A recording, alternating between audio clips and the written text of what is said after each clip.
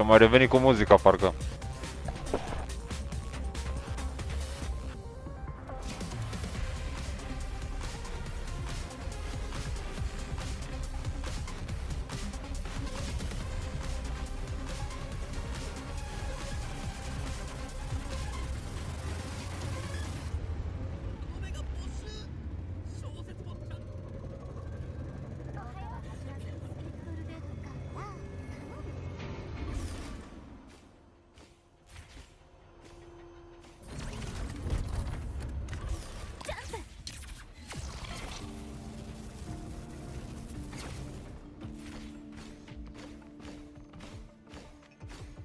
かつて牧者たちはエクソス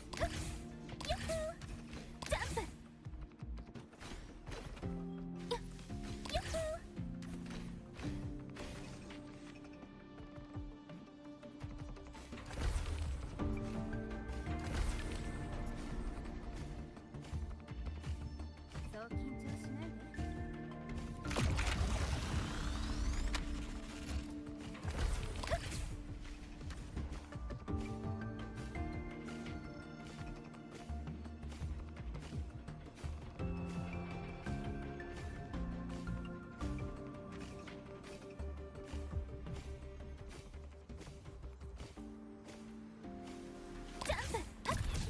先輩、どうしてみんなここ前に地平線の先まで。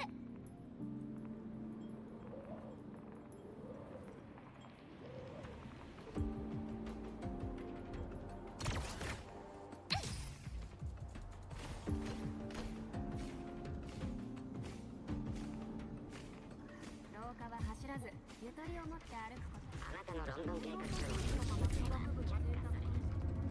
我々ロイズにはエクソスまた僕が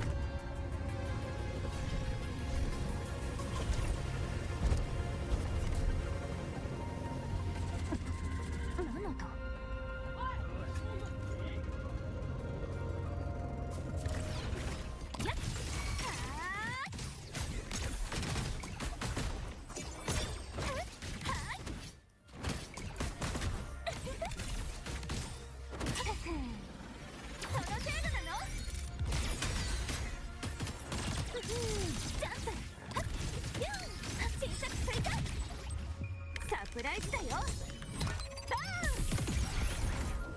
ン。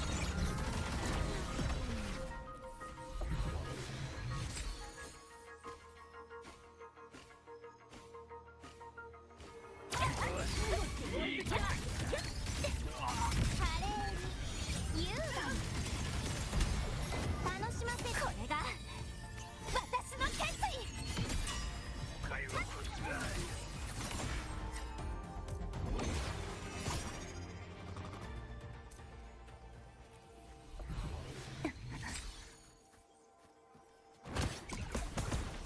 何色にする？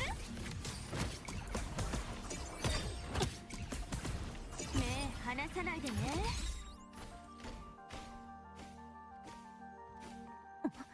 朝食も賑やかに仕上げだよ。スプリングではどう？はいはい、ジャンプ。何色にする？見ててね、その輝きを。奪えると思ったのに。楽しませることね。全てが導きよ。よかぜよ。無駄な動きだ。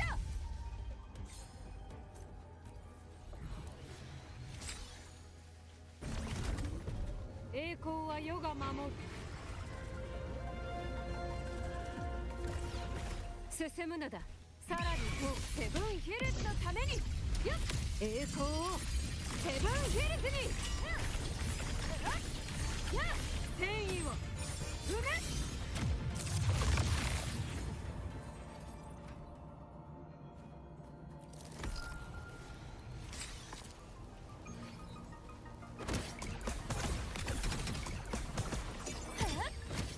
よーく見てるんだよ。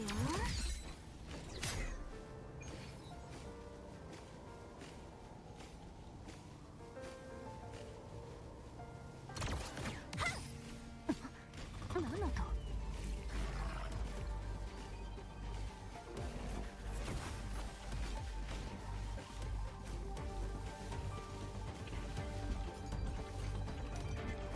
ジャンプ。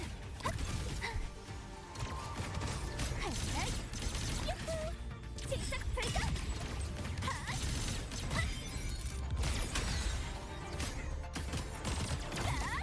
もっと賑やかに。ほら、私の直筆サイン入り。任せたわ。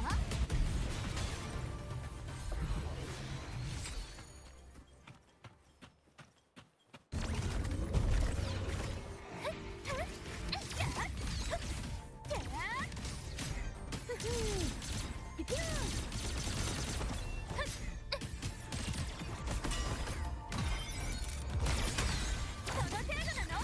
スプラッシュ仕上げだよ。もっと右、華麗に優雅に。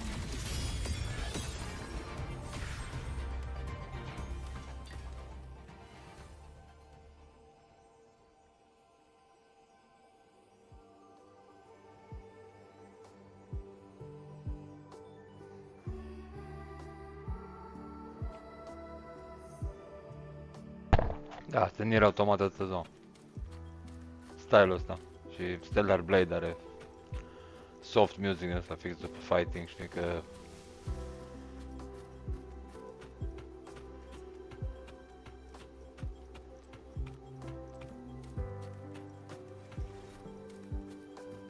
it's gonna ruin the song.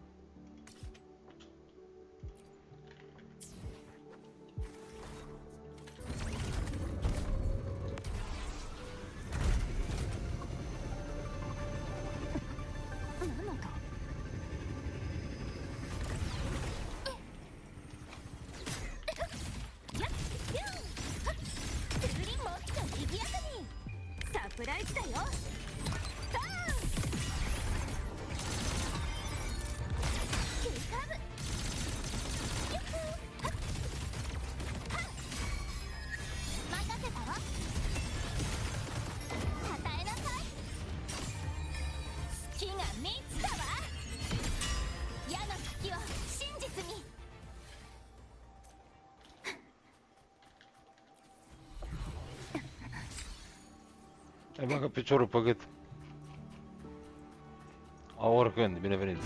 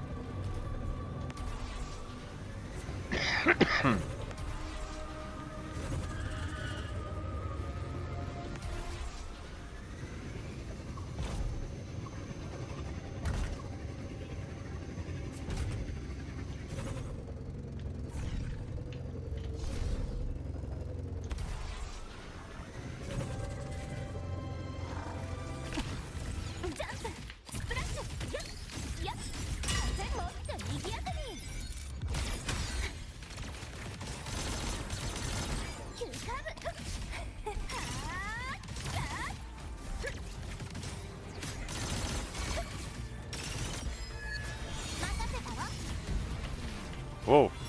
私を意味がわからないわ。運命だ。示征服を始める。もらった。 Vine mami când e ceva grav, cheamă pe mami. Mamă! They hit back.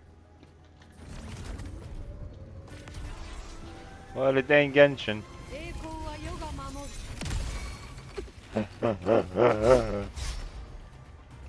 Ce are ăsta, mă? E nebunit?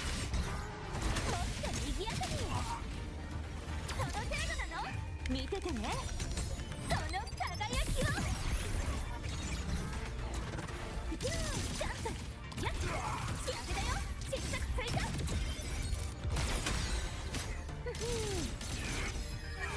任せたわ。楽しませる。私に答えなさい。 Vine bomba. 矢の隙を真実に。因果を覆すわ。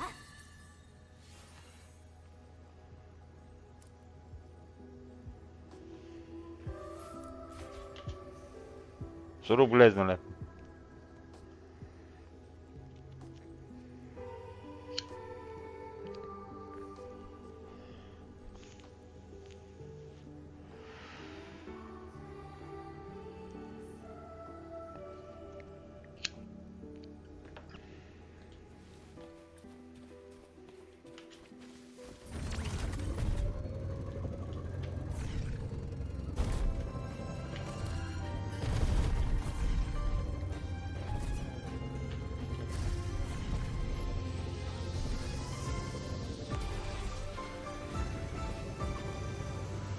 Hai să vedem ce mai putem face pe aici.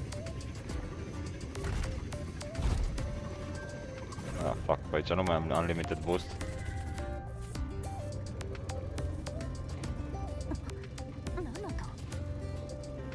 Ce-i acolo?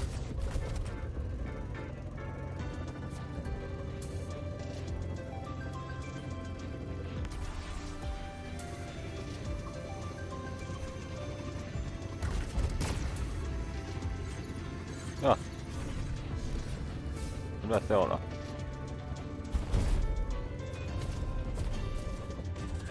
Anti-gravity wheels, eh?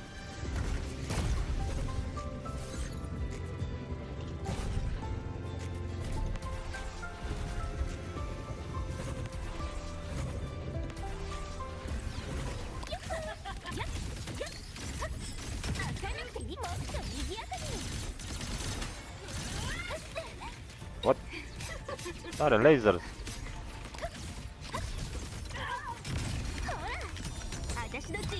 Con gură.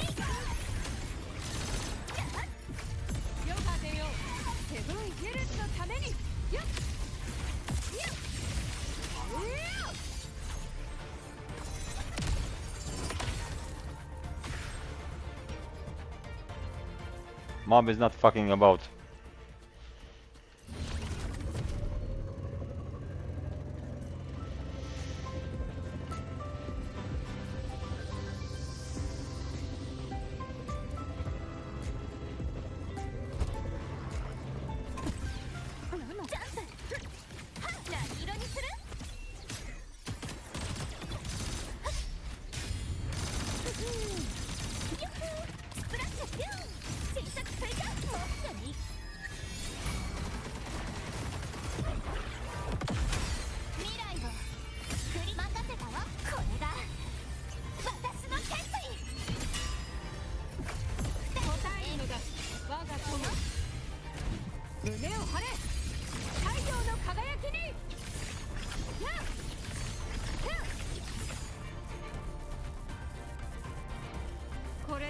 りだ。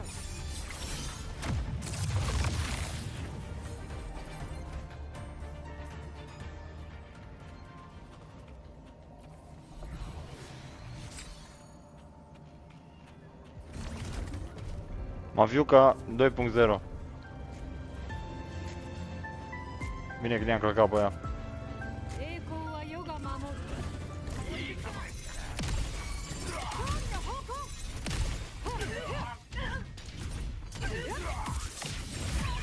無駄なあがきだ。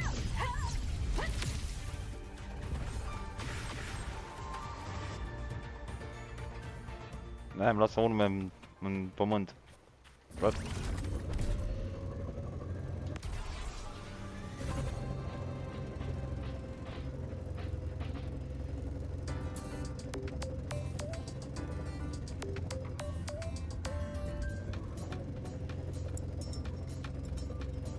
Da, GTA 15. GTA pe telefon e asta.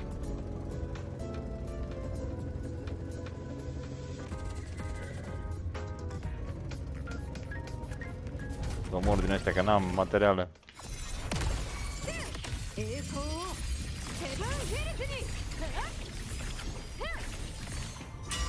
一撃で葬る。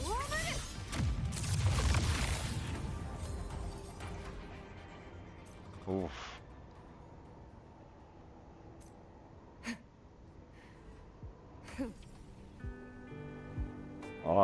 Are tot ce trebuie. Cakery, tot ce trebuie acolo. Nici un eco, du-te de reco.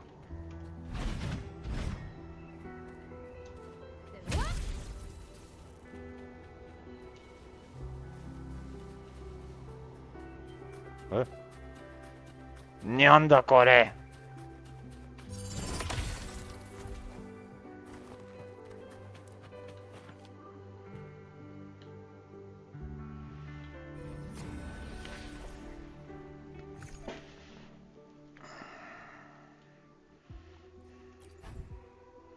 Rectifier, ok. Never mind. Hai mă, parcă Chacona era, nu? Este timp, căcălău. 38 de zile, hai de capul meu. Până la anul.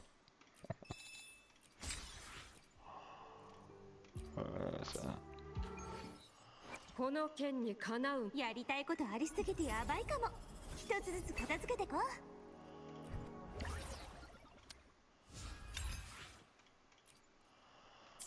う。やりたい明るい場所。一緒に頑張る仲間。隣で戦う友達。私の欲しかったものが全部ここにあるんだ。ねえ、心の健康サポート期間が終わっても私たちの物語は続くよね。だって大丈夫。まだまだこれからでしょ。大丈夫。もっといろいろ教えて。大丈夫。私を信じて。この穏やかで Please, 大丈夫。毎日がずっと続くように。 Știu actrița asta și știu că e fucking evil când vrea. Dar nu mai am, ok, nu mai am. S-a stat lor. Sunt curios, de curios. Oh my god.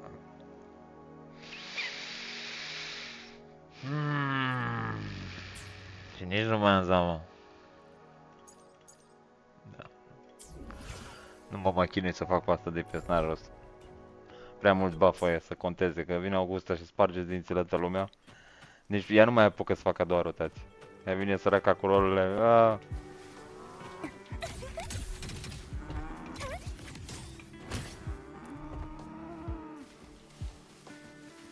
Lovely nature.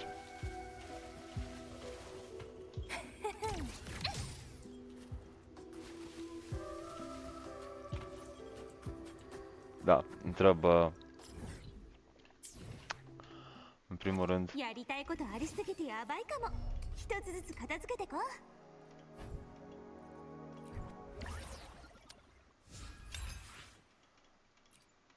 Măcar forțele să fac.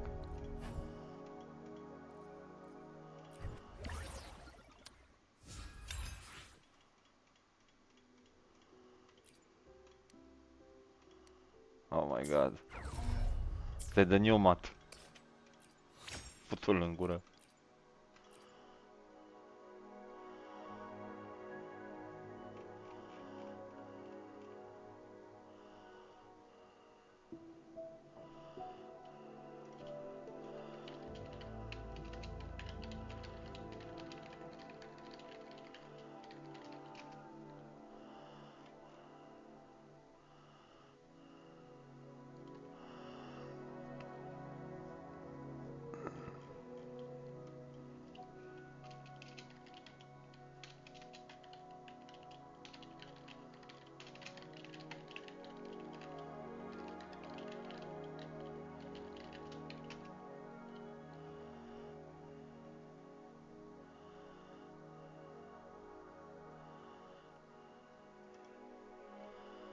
Da. Strain, dar nu este încă caracter să facă ce face Lynae. Apă de ploaie Lynae. Purification. No. Da. Trebuie să mai mor niște critter din ăștia.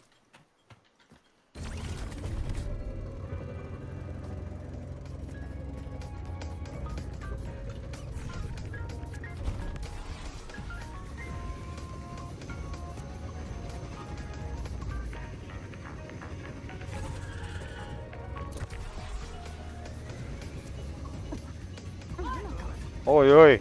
Oi, oi!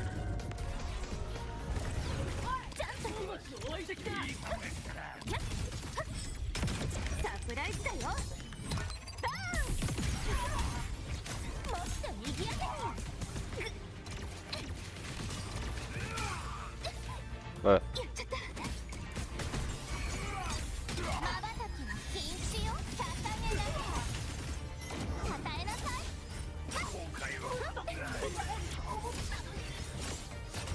私に答えなさい。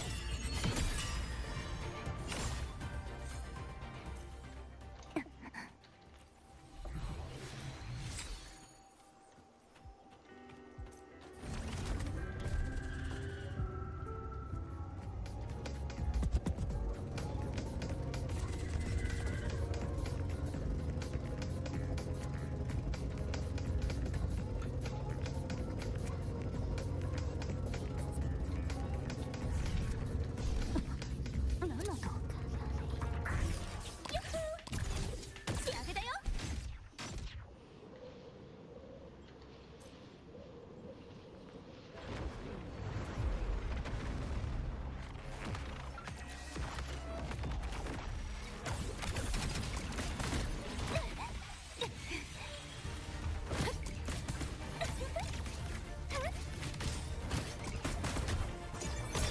目離さないでね。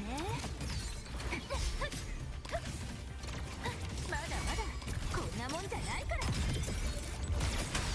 ほら、私の直筆サイン入り。任せたわ。楽しませることね。運命だ。征服を始める。勝利の方向。もらった。隙を見せたな。栄光をセブンヒルズに。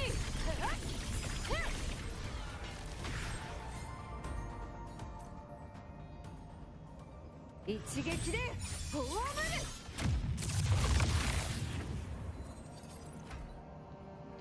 tu vezi.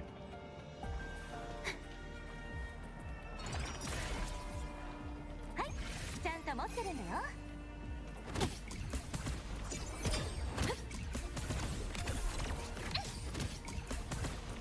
よーく見てるんだよ。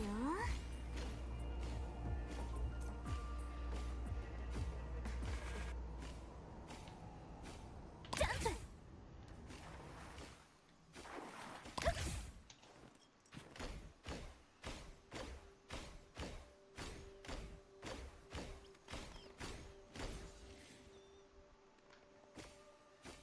ジャンプ。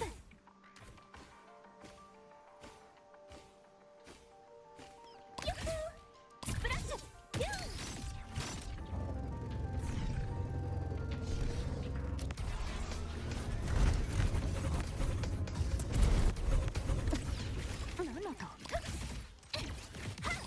Dracu, n-am putut să-l targetoare pe ăla. じゃなくていいじゃん。何色にする？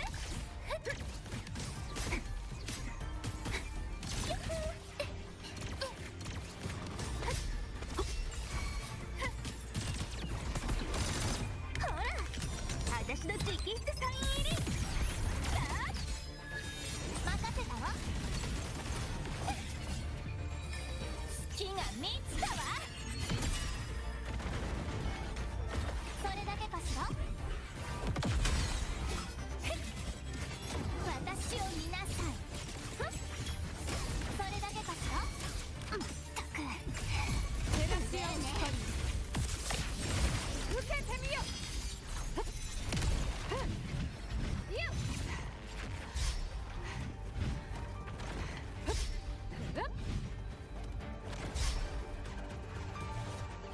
安全運転でよろしくね。はい。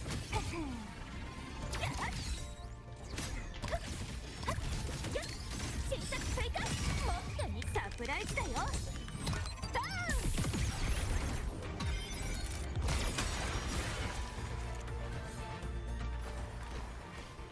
ン。いいもの見つかるかな。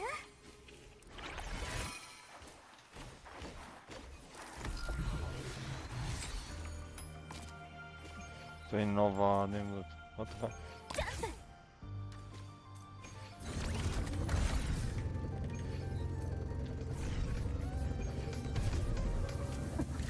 何の音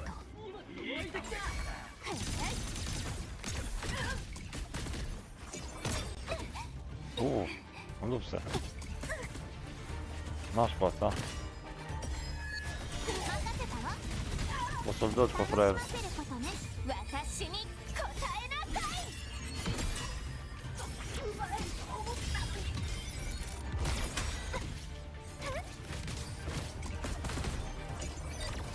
ねえ、離さないでね。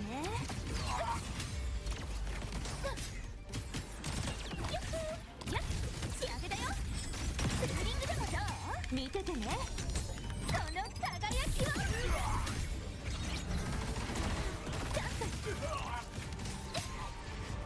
Wow, m-a lovit cu spatele, dă-te în pola mea de mizerie.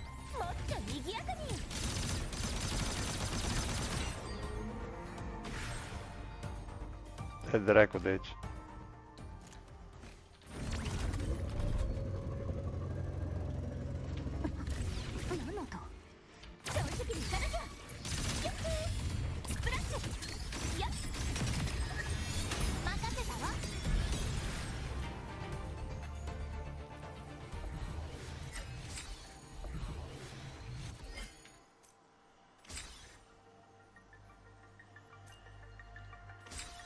Eu nu are cel mai șmecher mount din joc.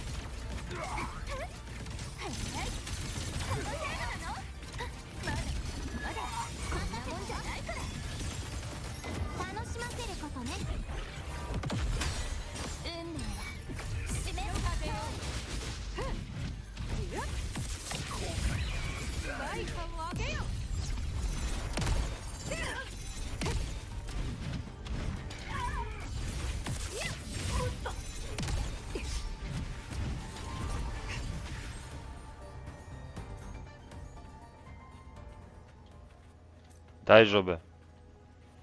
Casa e aici. No, mom.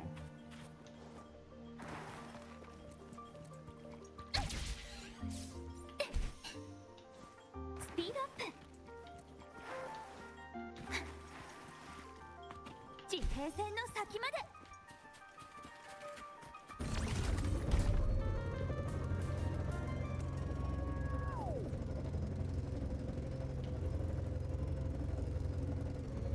Și că e ceva camion de snowrunner, așa face.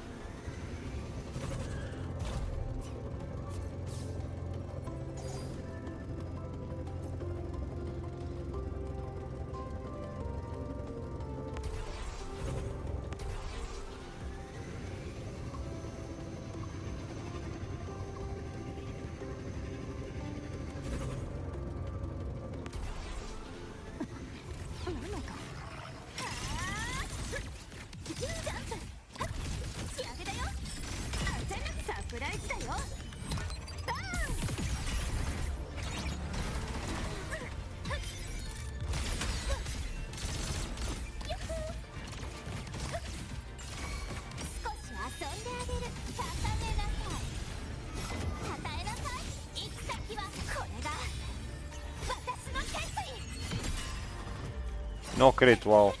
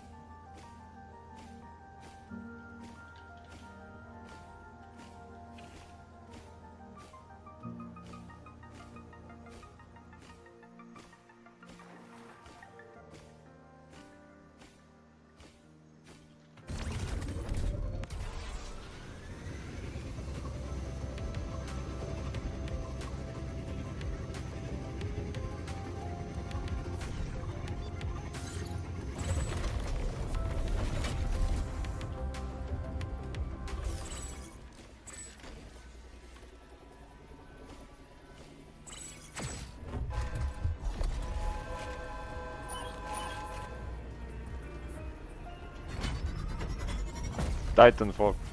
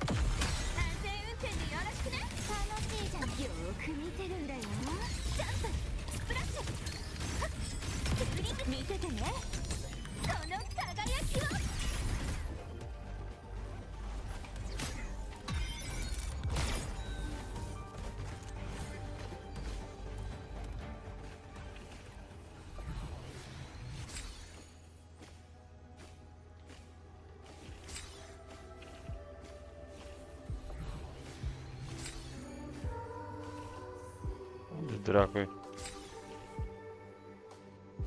スピードアップ。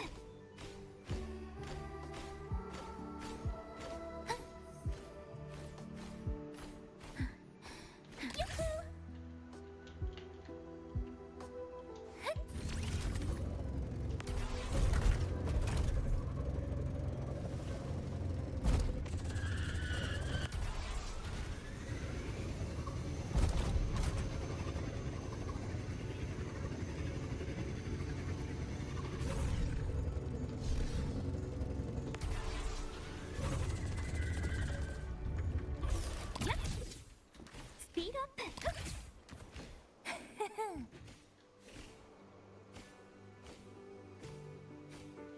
ジャンプ。ビューン。ユッフー。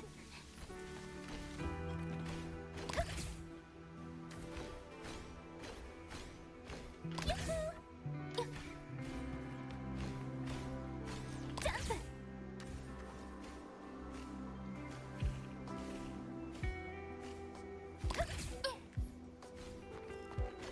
ジャンプ。スピードアップ。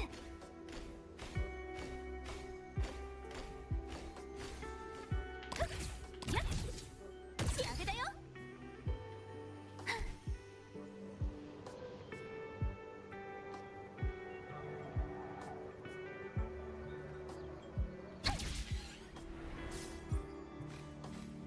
Și dacă băgați, nu cred că are element nou rover.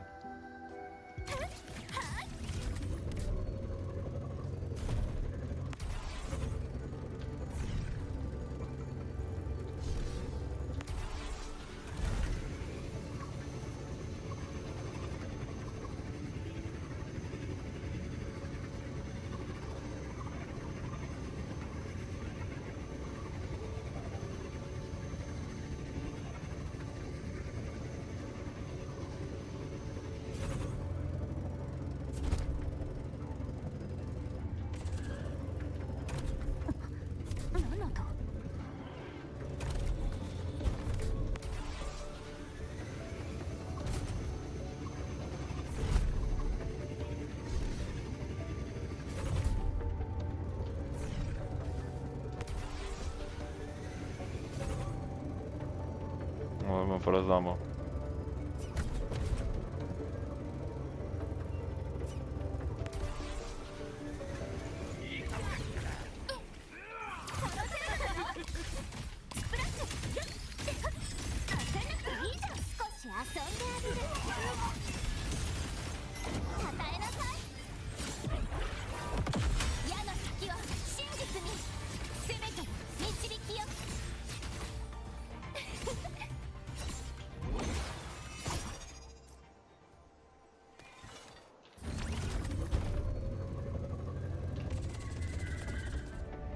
Sunt ca niște oi.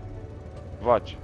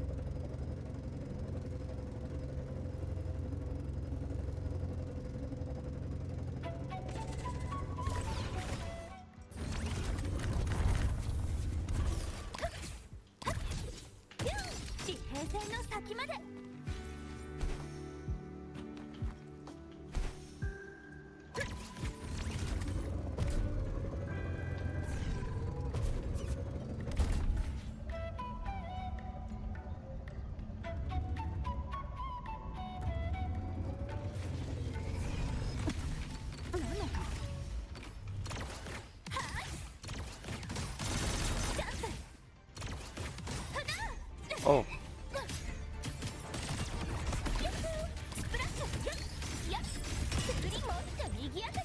見ててね、その輝きを。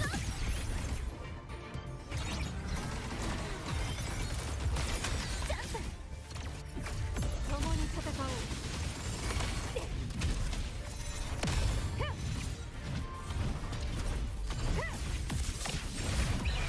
セブンヒルズのために。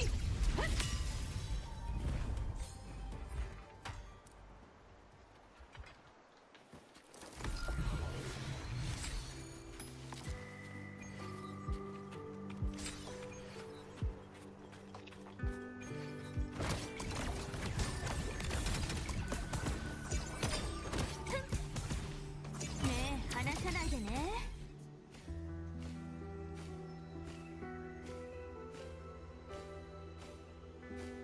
Cum până am făcut invizibil? Sperați? やりたいことありすぎてやばいかも。一つずつ片付けてこう。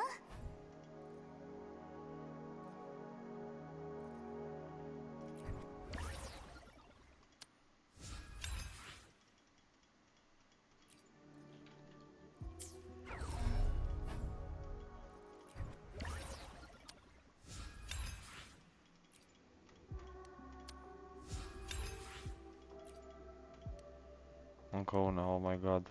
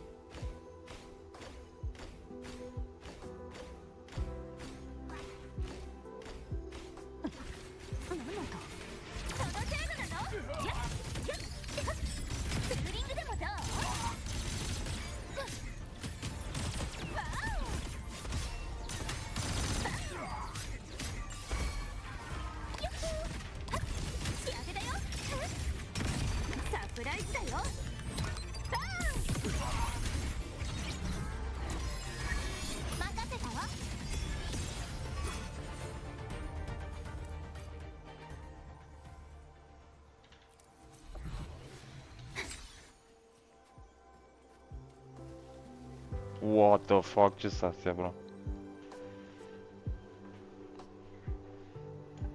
Da, looks fucking weird. Bă, dar nu mai este nimic de băut, gen, adică chiar am cumpărat chestii zilele astea. Doamne, iartă-mă.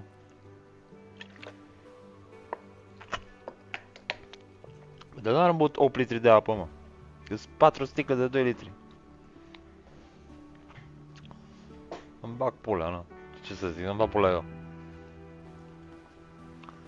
Nu, Warframe a băgat Wisp.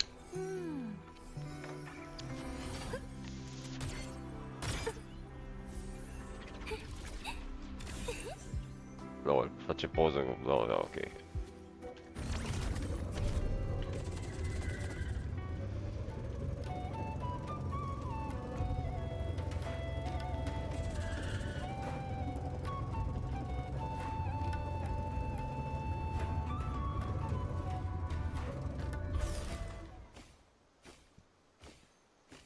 Huh?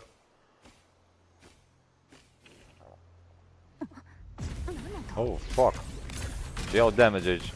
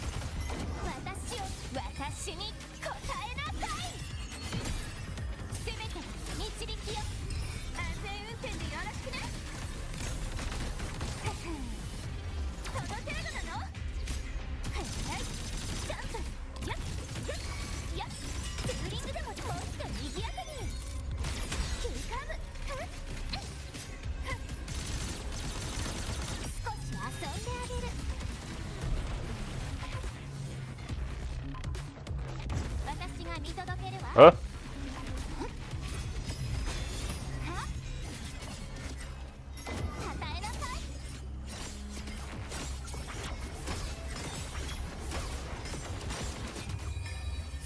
Ce dracu ăștia zboară cu mine, mă?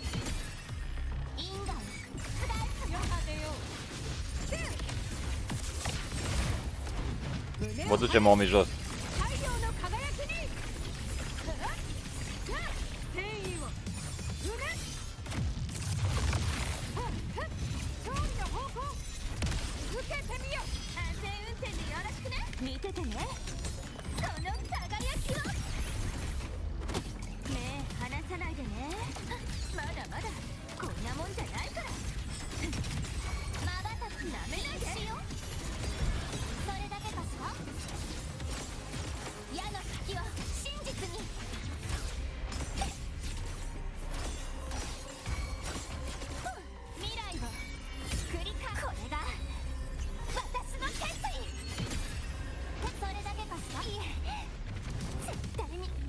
What the fuck? Cum dracu mure, că am dat să schimbe?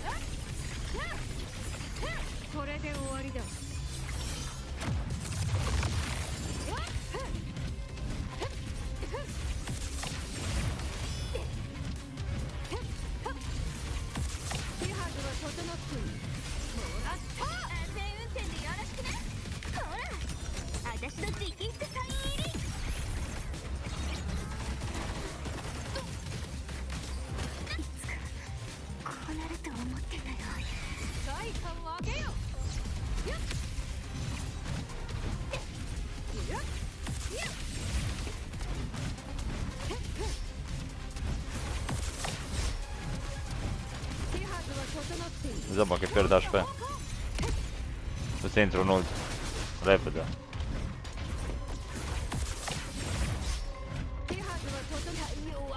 Nu, pierd HP mult repede.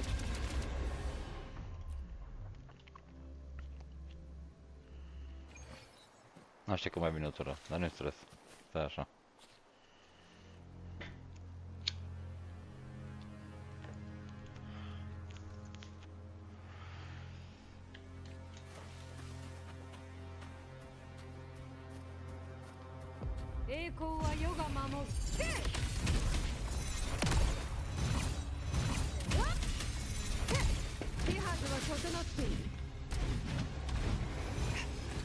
Ce face asta? Nu înțeleg ce face asta. Nu se încarcă, nu se descarcă. Bun.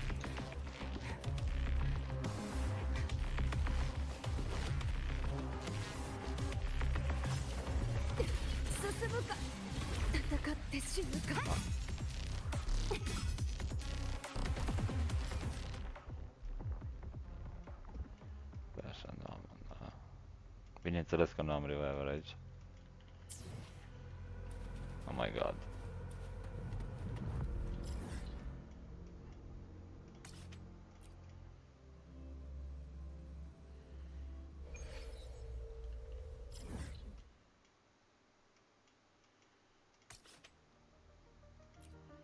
Ah, pot să travel, da.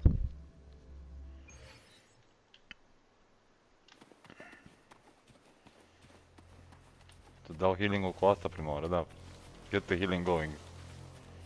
Îți iau de mult, mă.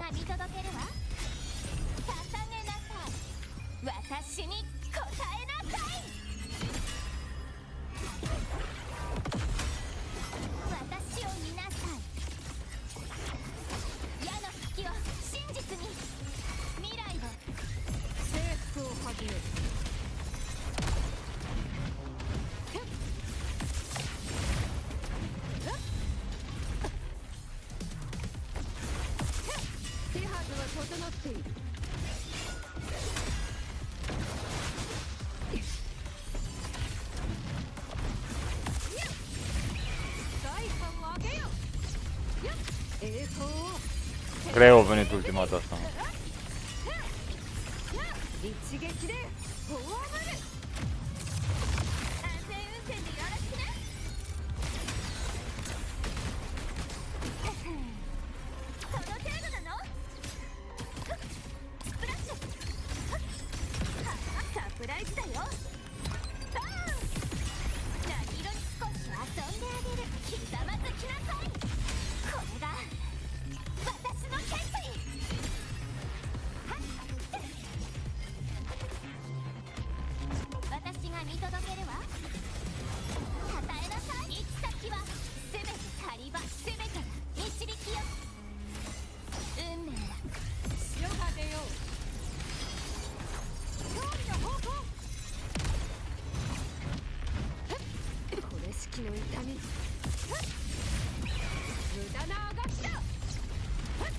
よ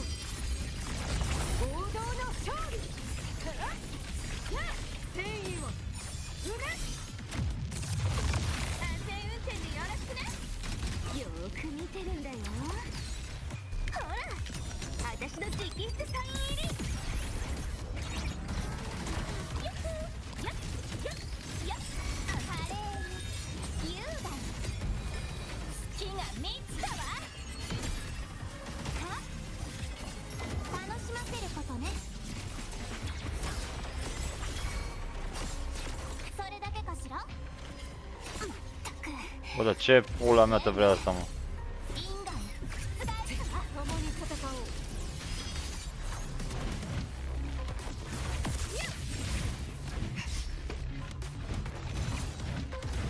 手はずは整っている。隙を見せたな。胸を張れ。 Fu! 太陽の輝きに。これで終わりだ。安全運転でよろしくね。見ててね。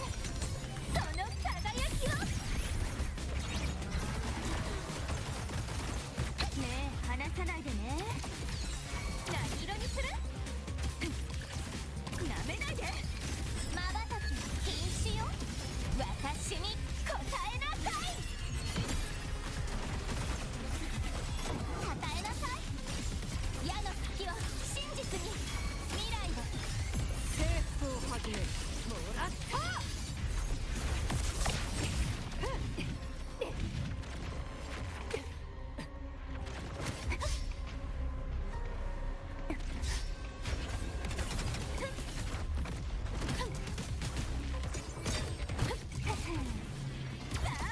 もっと賑やかに。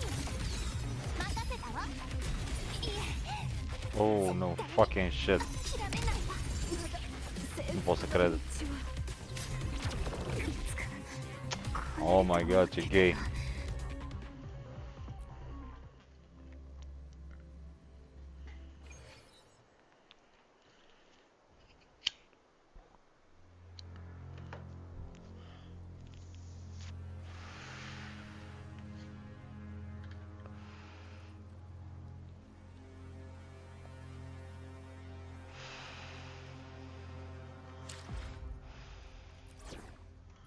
Okay. この銃声を響かせる。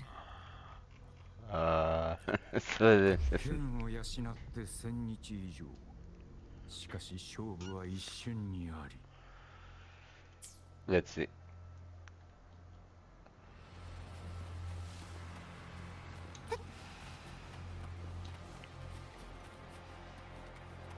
私が見た幻想の変化。与えなさい。矢の先を真実に。任せたわ。ふんったく。うぜえね。三日月よ。ったく。うぜえね。逃がしはしない。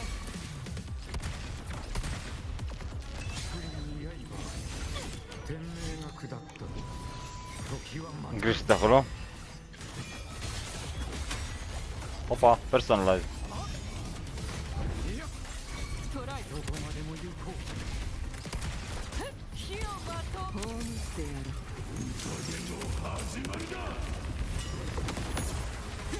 悪には悪を。は？任せたわ。月が3つだわ。 Ah, nici n-am lovit. Fuck sake. Bine că nu-s valabil. Băga mi-aș pula în ei. 導きよ。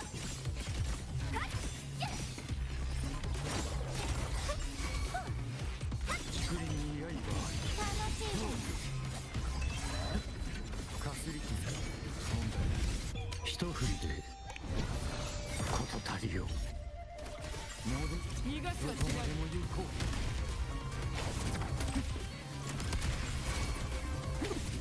やってくれたな。そろそろ終わりの時 Fuck 間 sake. だ。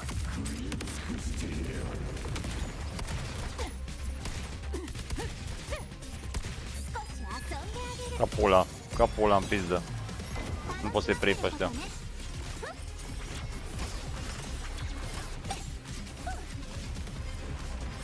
Bine, bravo. これが私の決意。運命は 竹林に刃あり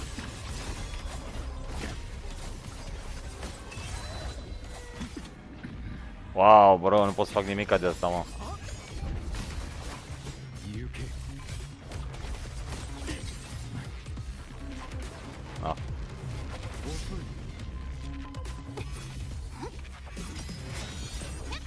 それは私の全て。 Oh my god, bro, dar nu eram acolo, frate. Ce pula mea vrei de la mine?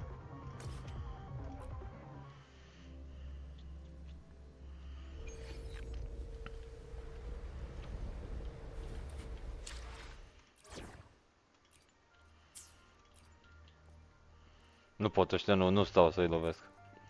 さあ行こ Nu う stă la bătaie. 勝利を迎えるために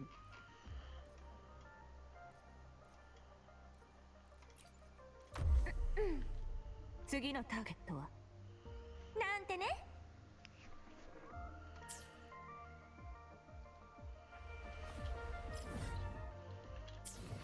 Am strâns destule din astea până la レベ urmă. ル月賞やりたいことあり Că vreau să mă すぎ joc て și やばいか altceva. も。一つずつ片付けてこ。 Vorbesc serios.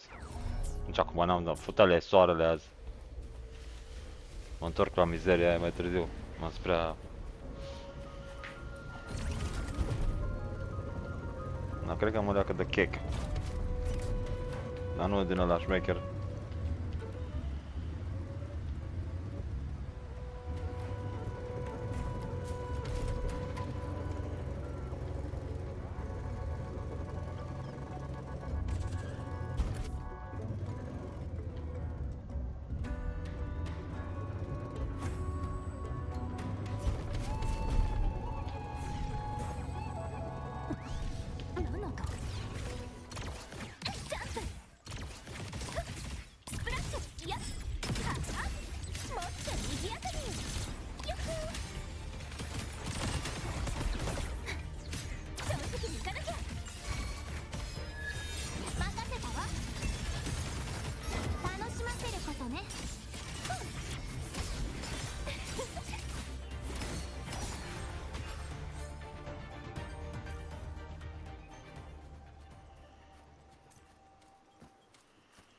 Compres bedrock.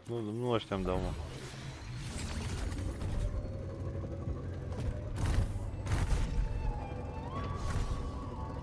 E bine că a făcut jump-ul ăsta, că era ca ceaiul dacă se blochează în tăți, ca în Call of Duty. Nu, boss, în Battlefield nicio casă nu te oprește, când vii cu tankul, e efectiv, doesn't matter ce e acolo. Îl dai jos. Ma, nu dai gârie nori sau clădiri sau... Poate dai și clădiri mai mari. Le secționezi măcar.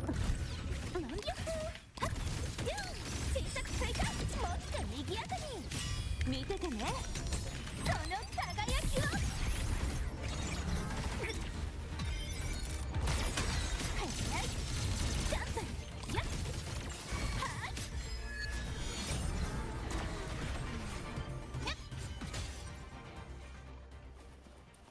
Nexus One Core 1. Numai 1.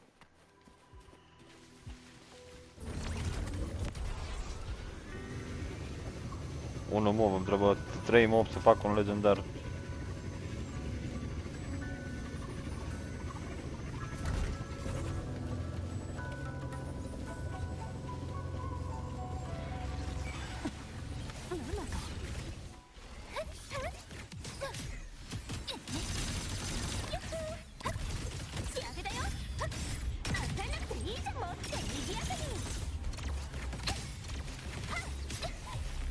Ops. 任せたわ未来を振り返る征服を始めるはっもらった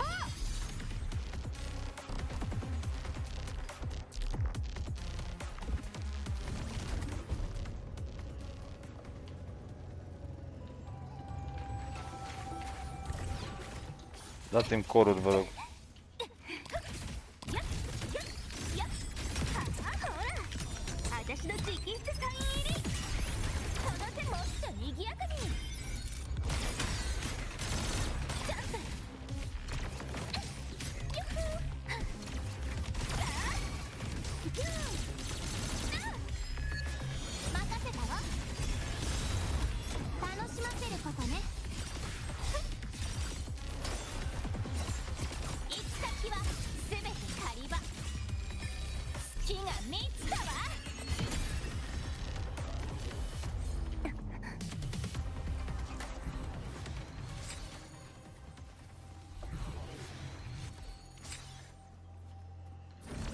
Wisp Frame core, fix ce nu-mi trebuie, n-am, căcălău.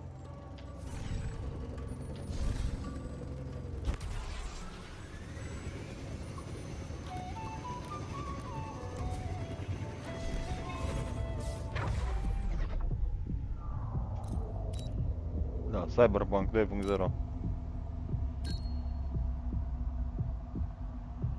Ai ceva?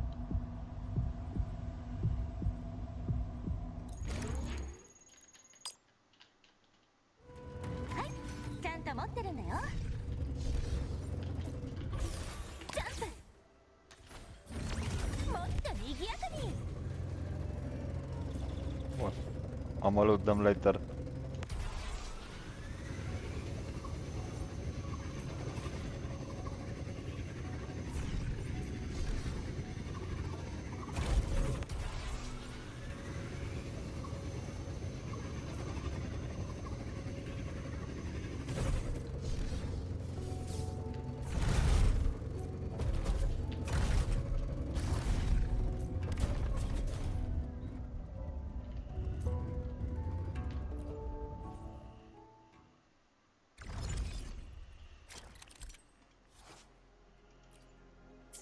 Da, m-am jucat Tetris când am fost mic, nu mai am chef.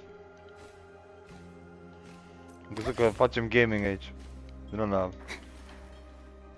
2025.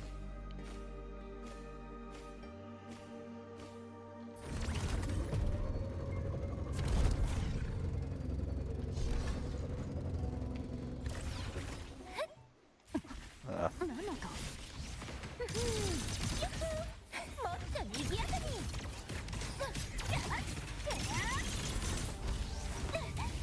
Ah, fuck. Ai stricat schema, prostule. 見ててねその輝きを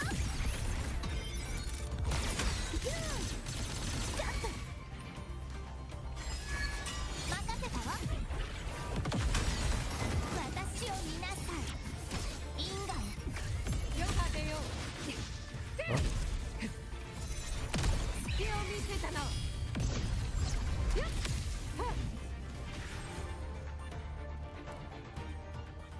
Exos One Core, bun.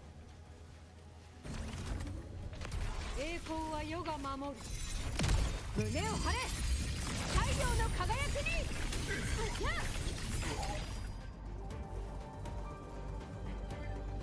これで終わりだ Patetici.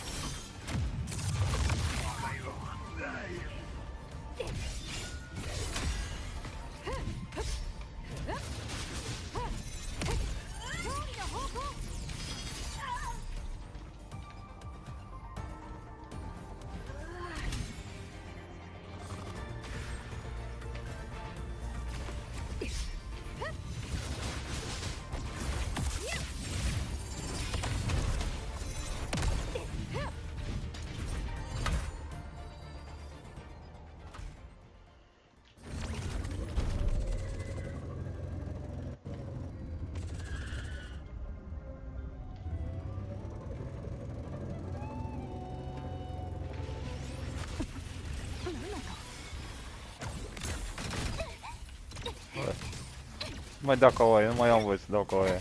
まだまだこんなもんじゃないからねえ離さないでね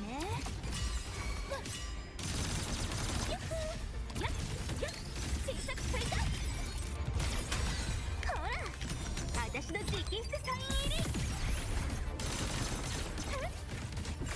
共に戦おうセブンヒルズのためにこれぞ王道の勝利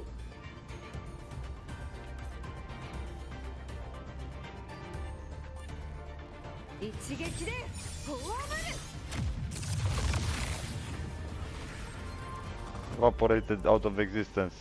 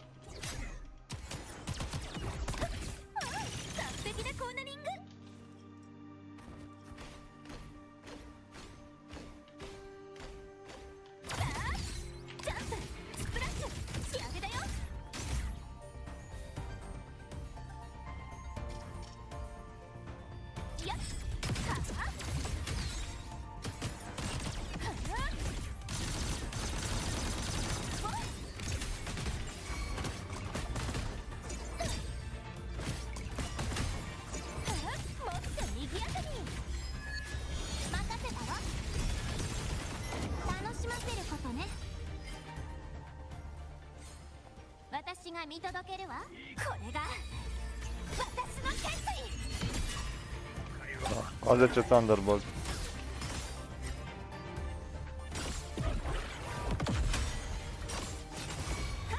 安全運転でよろしくね。片付けましょう。よーく見てるんだよ。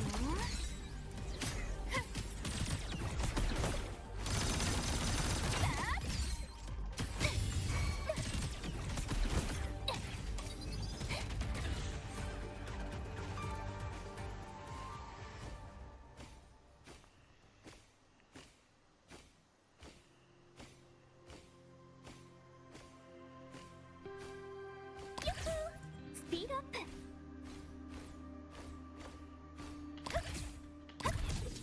仕上げだよ。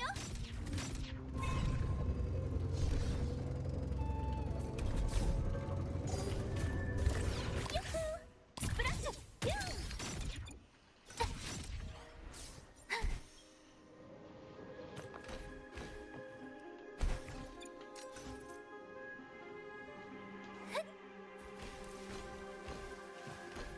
ジャンプ。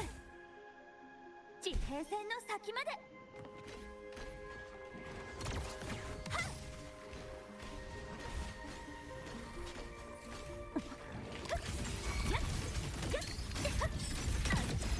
いいじゃん、任せたわ。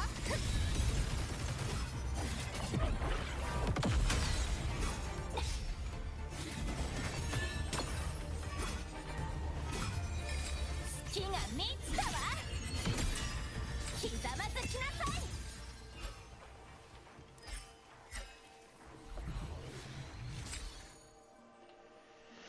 巡る月相のやりたいことありすぎてやばいかも。一つずつ Doamne 片付けて ajută. よ。 Să fac mâine și boss-ul pentru pene. Fac și Liberation 10. N-am farm deloc pentru ea că m-am jucat Warframe și Black Desert și... mă, ăla, vai, Rain Smith, fuck. Trebuie să mă bag și în ăla.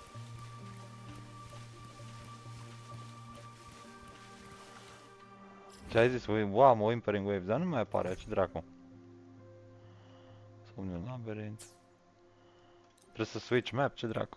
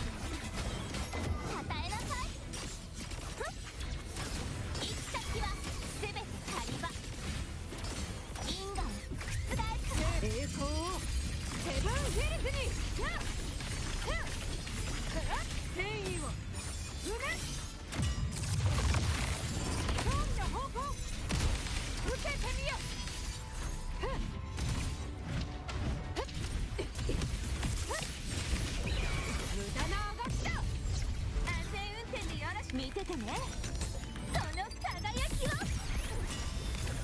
目離さないでね。よくはっ、仕上げだよ。焦らなくていい、少し遊んであげる。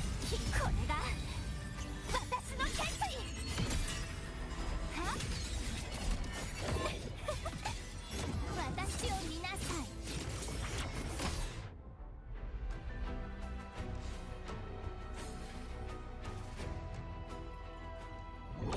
見定めてあげる。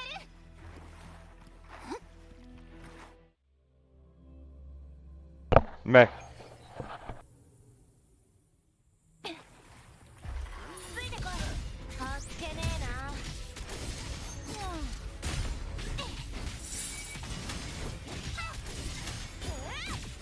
勝利を追い求めて、暗闇を打ち破る。支えろ竹林に刃この身を。いや破竹の勢い、その命もらい受ける。悪魔の行動だ。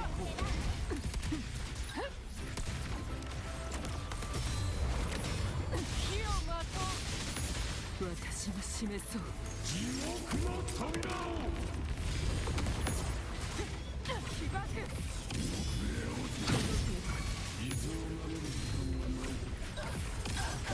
おやしビビってるのか。殺し合いの始まりだ。竹林に刃、この剣を受けてみる。いや天命が下った。時は待たぬ。逃がす。私の手で地獄の門を開く。消化しろ。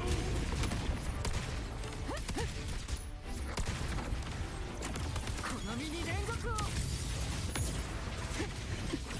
やってくれたな。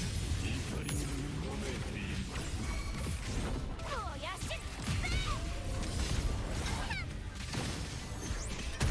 血の戦いだ。吠えろ希望の声を。凱旋の歌をこの槍に。濁流を払いのける。竹林に刃、どうぞ。決したその命もらい受ける。トライ。そろそろ終わりの時間だ。存分に食らえ。火をまとう。死ぬまで休むつもりはない。おやし勝利を追い求めて。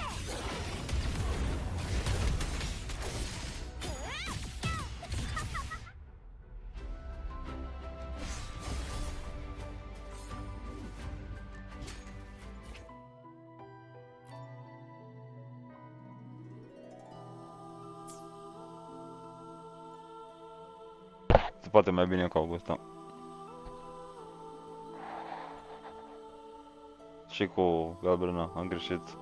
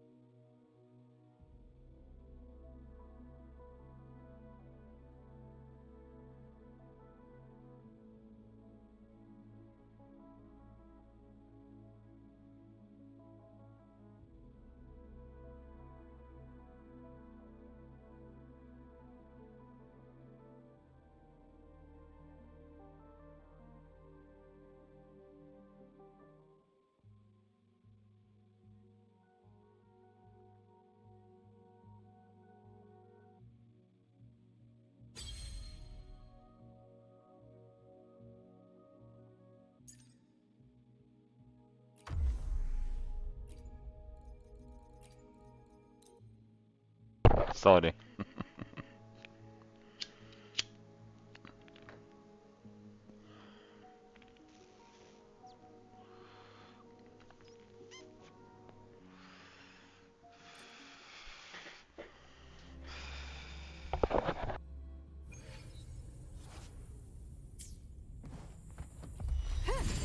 手はずは整っている。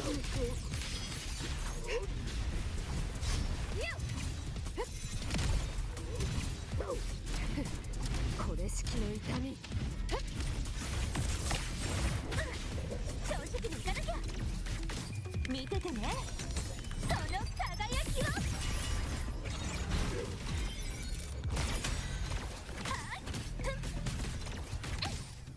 よーく見てるんだよ。まだまだこんなもんじゃないから。小さくついたまばたきは禁止よ。これが私の決意。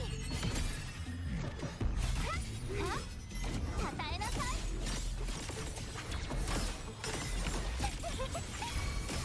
運命共に戦おう。代価を上げよ。栄光をセブンヒルズに。これで終わりだ。安全運転でよろしくね。もっと賑やかに。その程度なの。やっやっはっ。焦らずサプライズだよ。バーン。じゃあ華麗に優雅に私に答えなさい。楽しませることね。矢の隙は真実。ヨハネよ。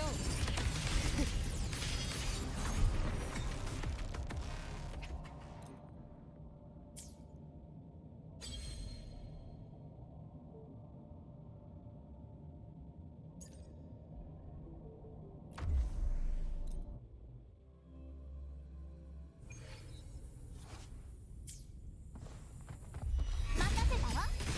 勝利の方向。サプライズだよ。バーン。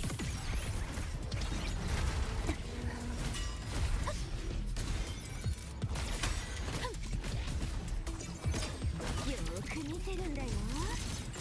何色に少し遊んであげる。私月が見つかわ。行き先はすべて狩り場。やった因果を覆すわ。征服を始める。なかなかの実力。手はずは整っている。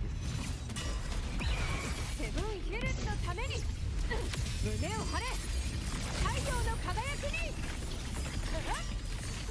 一撃でフォアブル。安全運転でよろしくね。目離さないでね。やっほーやっやっはっ。スリングほら私の直筆サイン入り。何色にまばたする禁止よ。これが私の決意。楽しませることね。全て導きよ。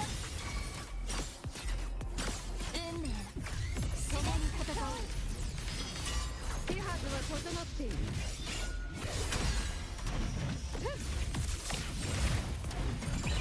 無駄なあがきだ。よっこれぞ王道の勝利。戦意を生め。安全運転でよろしくね。その程度なの。サプライズだよ。バーン。仕上げだよ。華麗に優雅に与えなさい。月が見つかわ。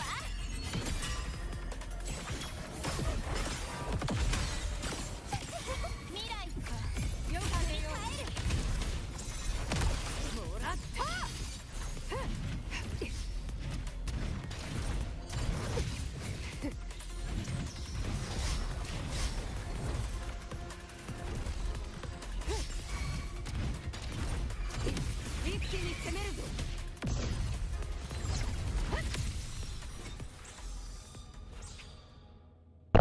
să-l omor cu ultimata, dar nu.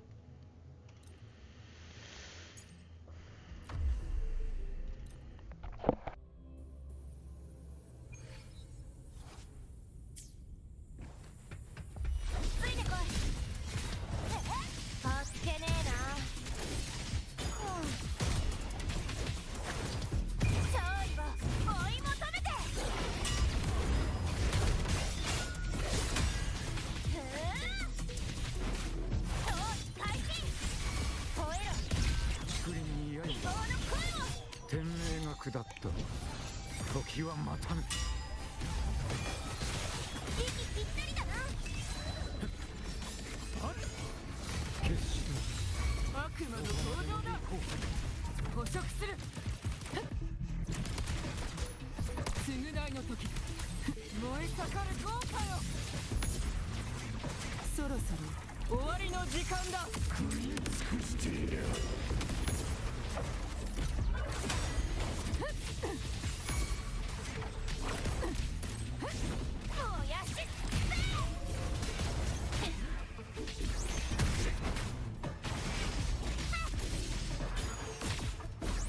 凱旋の歌をこの槍に暗闇を打ち破る。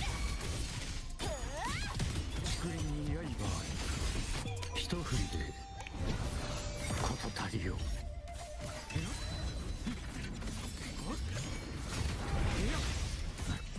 かすり傷だ問題ない悪魔の登場だ。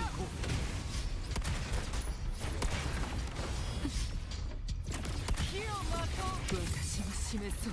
地獄の扉を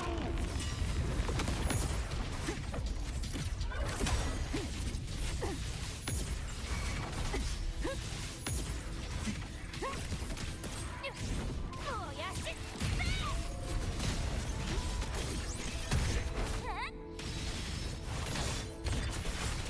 集まれ光の炎。殺し合いの始まりだ。竹林に刃あり破竹の勢いその命もらい受けるトライ。どこまでも行こうこの程度か。燃え盛る。そろそろ終わりの時間だ。悪には悪を。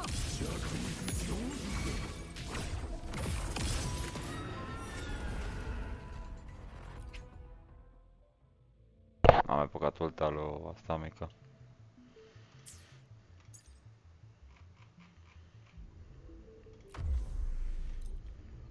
Fucking hate Mac ăla.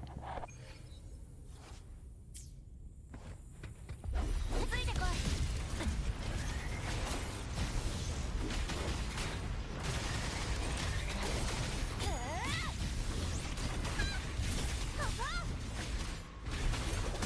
凱旋の歌をこの槍に暗闇を打ち破る。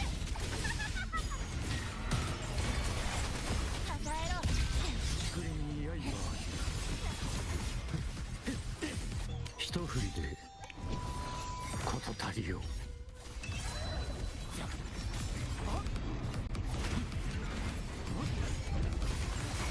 逃がすはしない。でも行こ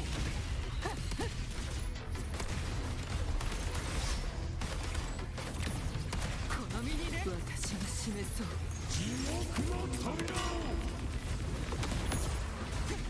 被爆。やってくれたな。おい戦えろ。恐れてるのか。殺し合いの始まりだ。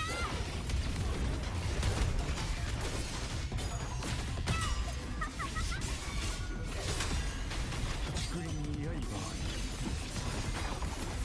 天命が下った時は待たぬ破竹の勢い逃がすどはしない。こまでも行こう捕食する。この身にね。葬ってやろう。始まりだ被爆。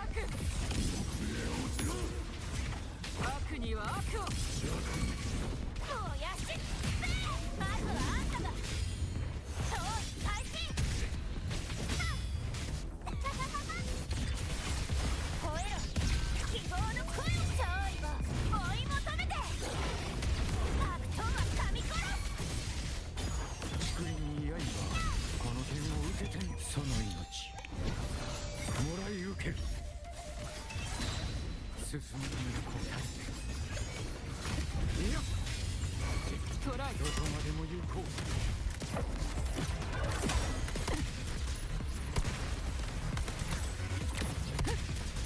燃え盛る。私の手で地獄の門を開く。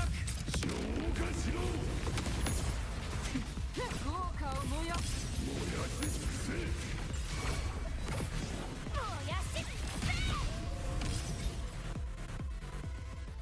し This is how you finish with them. You finish one loop out. Oof.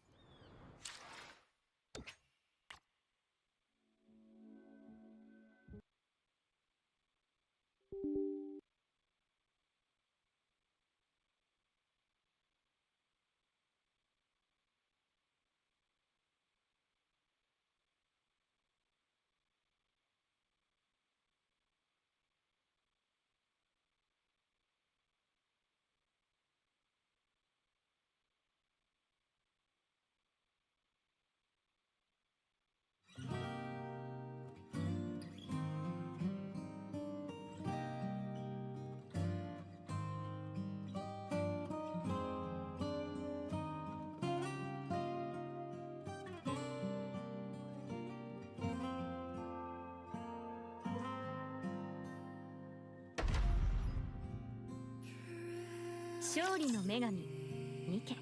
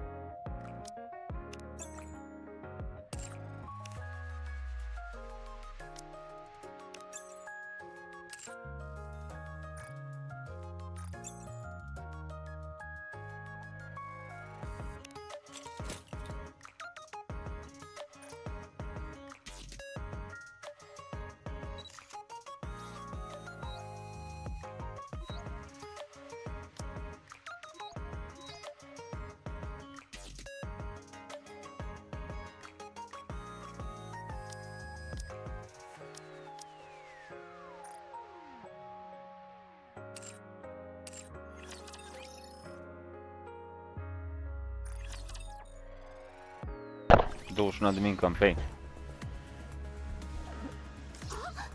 エンカウンター 27 de mii, hai de pula mea.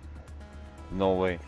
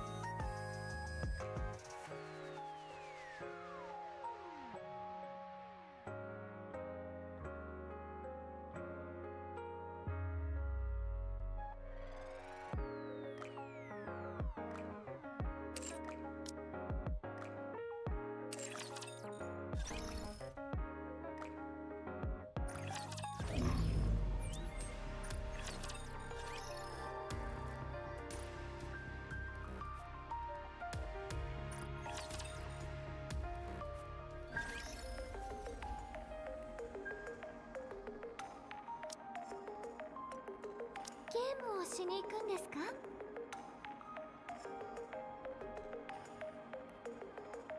戦闘には自信がないが任せなさい。タクティカルな判断だ。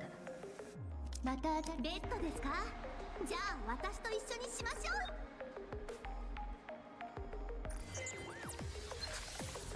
幸運を探しに行き銭湯はお姉ちゃんと一緒だから怖くありません。少し待って、すぐに戻る。整理が終わるまで持ちこたえろ。リ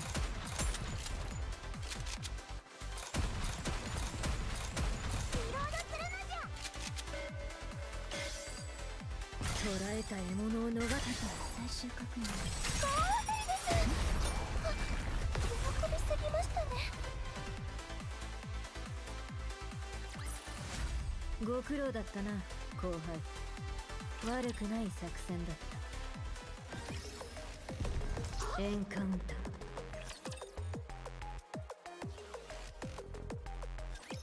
私と一緒にベッドしてみませんか？装填中も戦場から目を離すな。整備が終わるまで持ちこたえろ。少し待って、すぐに戻る。整備が終わるまで持ちこたえろ。捕らえた獲物をノワールとブランのショータイムです。早くね。少し待って、すぐに戻る。もう一度行きましょう。軽くあしらってやるのじゃ。装填中も戦場から目を離すな。捕らえた獲物を逃さ最終確認。行け、全て片付けろ。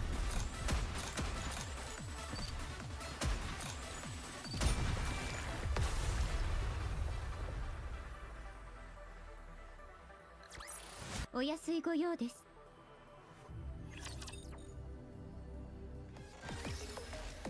ゲームを始めます。私と一緒にベッドしてみませんか？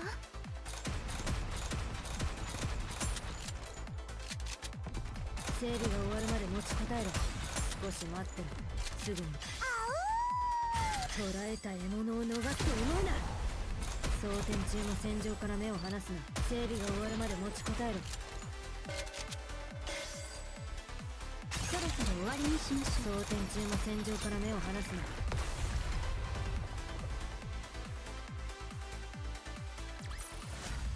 ボルトと私の勝利じゃ。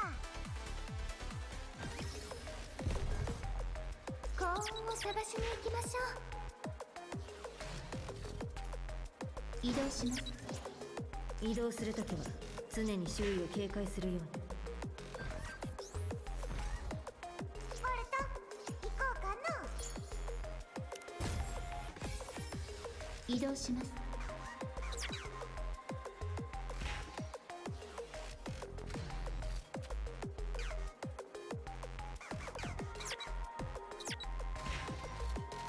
座標を移動するときは常に敵を発見。交戦します。エンカウンター。整理が終わるまで持ちこたえろ。少し待って、すぐに戻る。装填中も戦場から目を離すな。少し待って、すぐに戻る。捕らえた獲物を逃さ最終確認。行くぞ、早くね。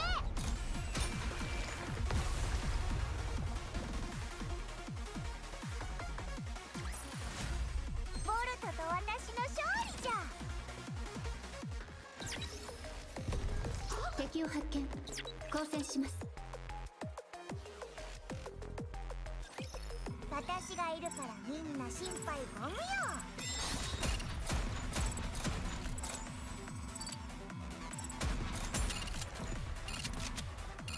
装填中も戦場から目を離すな。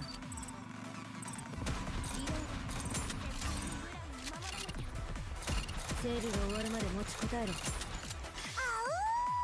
捕らえた獲物を逃す。ノワールとブランのショータイムです。全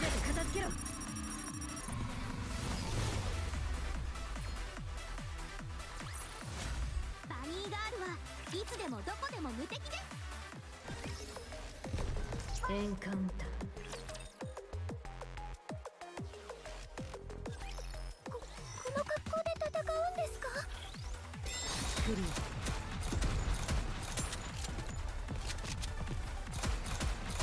整理が終わり。捕らえた獲物を逃す。ノワールとブランのショータイムです。早くね。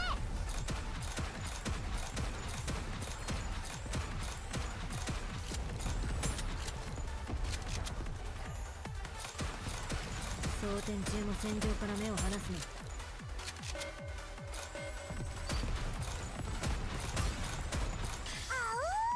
捕らえた獲物を逃す。最終確認。幸運を信じて投げましょう。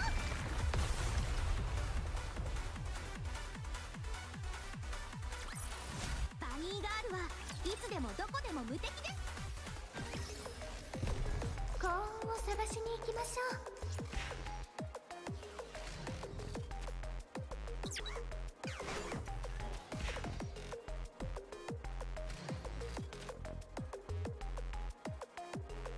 座標を言え。移動するときは常に周囲を警戒するように。移動するときは常に周囲を警戒するように。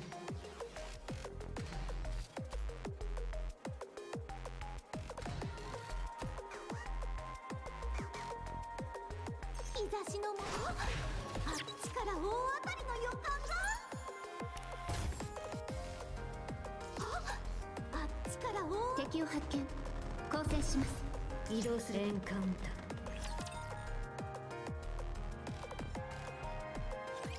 タお姉ちゃんと一緒だから怖くありません。ー。整理が終わるまで持ちこたえろ。少し待ってろ。すぐに戻る。装填中も戦場から目を離すな。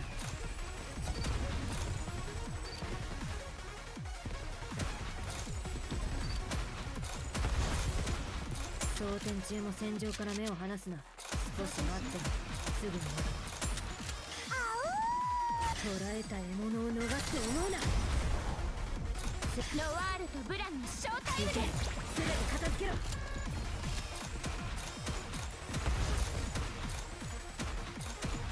少し待ってろ。すぐに戻る。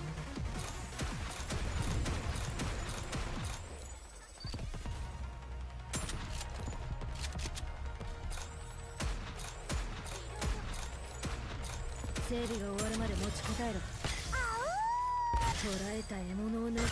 最終確認。そろそろ終わりにしましょう。装填中も戦場から目を離すな。少し待ってろ。すぐに戻る。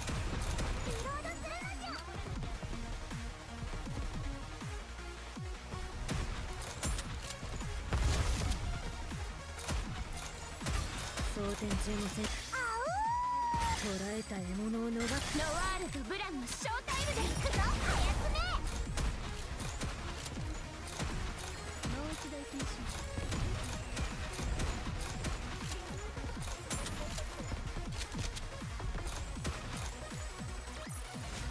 ょう。お安いご用恥ずかしい。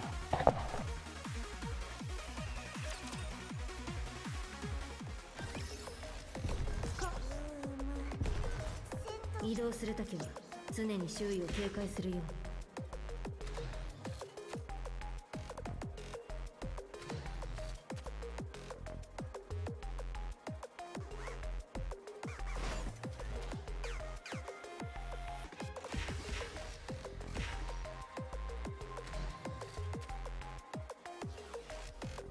座標を言え。移動するときは常に周囲を警戒するように。幸運を探しに行きましょう。あっちから大当たりの予感が。運命のサイコロを投げましょう。移動する。運命のサイコロを投げます。敵を発見。交戦します。ボルト、私のそばにぴったりくっついておるのじゃ。装填中も戦場から目を離すな。整理が終わる。捕らえた獲物を逃すと思うな。ノワールとブランのショータイムです。少し待って。すぐに戻る。軽くわしらってやるのじゃ。装填中の戦場から目を離すな。少し待ってろ。すぐに戻る。次。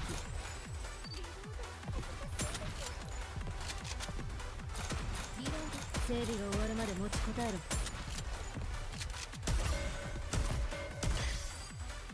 捕らえた獲物を逃した最終確認。行くぞこやつめ。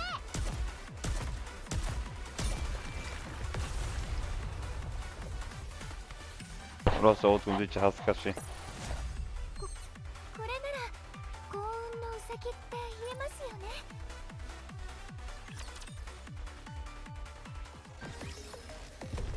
ね。移動するときは常に周囲を警戒するように。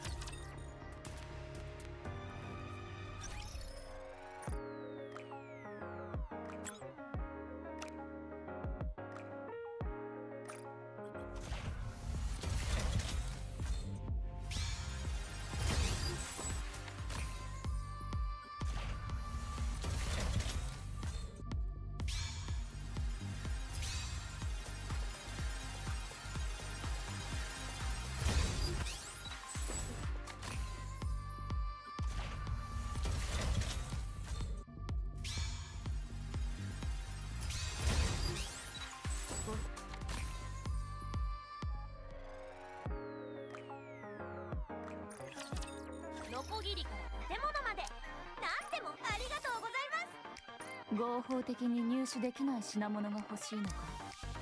それもきっとお客様も気に入るだろう。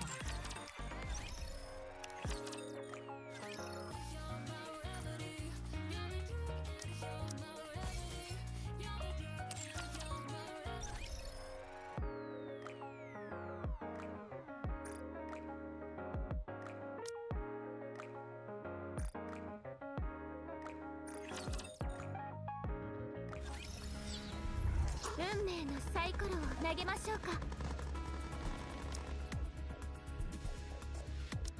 私の授業が必要でしょうか、指揮官様。授業は完璧に終わらせます。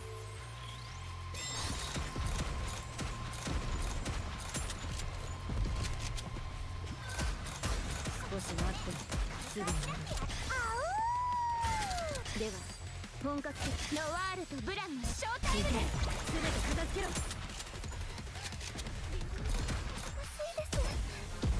絶対にブランを守らなきゃ。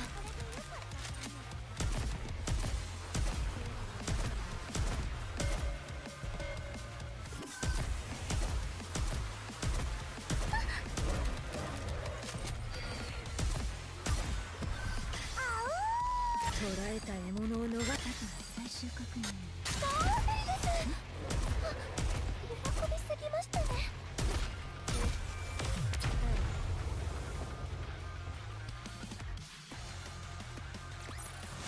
ご苦労だったな後輩。悪くない作戦だった。よし、渡りむこの気配はそこだ。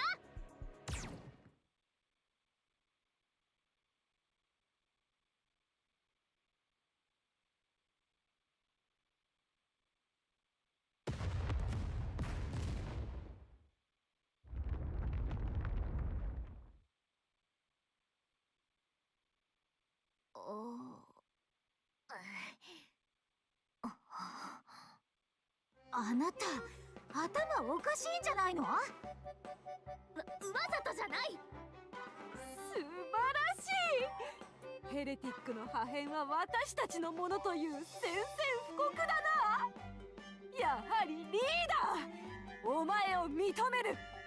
もうこれどうしてくれるの？8キロも回り道をしないと合流できないんだよ。何か問題でも？問題が多すぎるのが問題なの。騙されたあっちが悪い。誰も騙そうとしていない。シフティ、あっちに連絡して不純な意図は全くないって事故だって。回線が指揮官の周りに限定されていて、あちら側に連絡する方法がありません。だからそれをなんとか。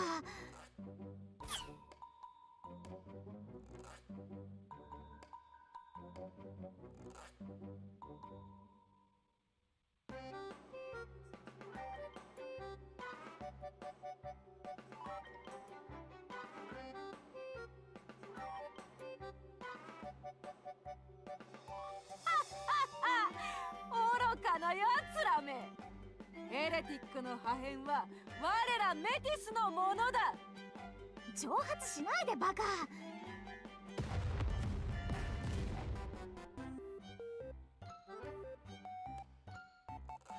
とりあえず逃げよう。いや、引き下がることはできない。我々の正義を証明するのだ。これは事故だった。誰も悪くない。あなたが一番悪いんだよ。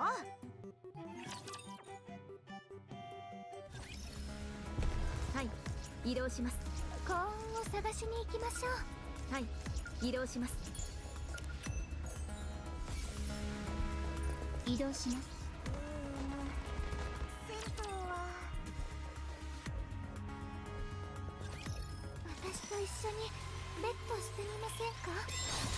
整理が終わるまで持ちこたえる。リロード。捕らえた獲物を逃す。ノワールとブランの正体喜びすぎましたね。リロード。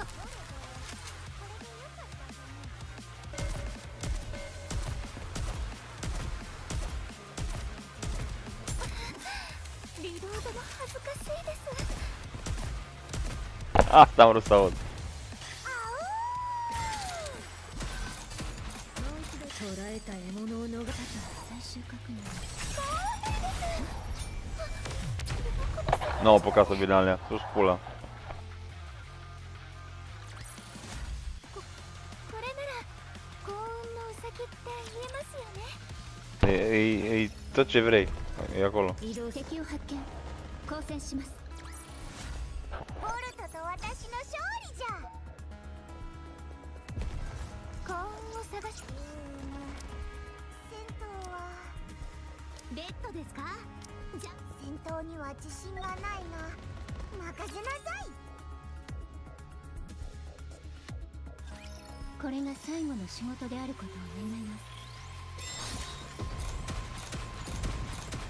整理が終わるまで持ちこたえろ。装填します。捕らえた獲物を逃す。ノワールとブランのショータイムで行くぞ。装填中も戦場から目を離すな。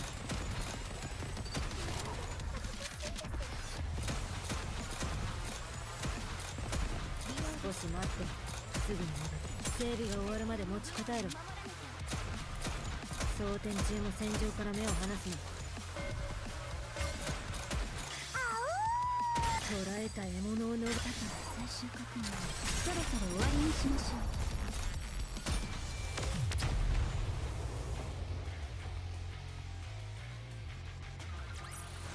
ょご苦労だったな、後輩。悪くない作戦だ。 Da, era fan să facă un joc cum e ăsta, dar să fie top-down real-time, știi? Ca Diablo sau ca League of Legends, dar nu MOBA. 移動するときは常にう。運命のサイコロを投げましょうか。タクティカルに処理する。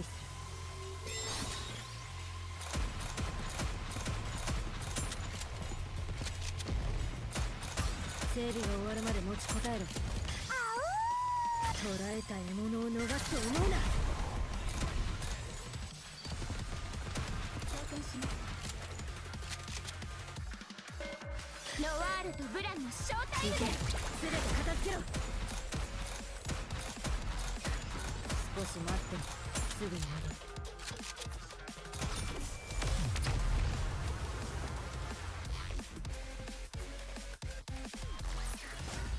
ボルトと私の勝利じゃ。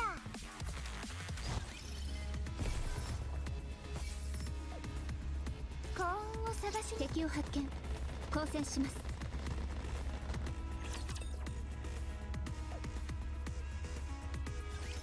ブランがいるから頑張れます。少し待って、すぐに戻る。もう一度行きましょう。装填中も戦場から目を離すな。捕らえた獲物を逃す。ノワールとブランのショータイムで全て片付けろ。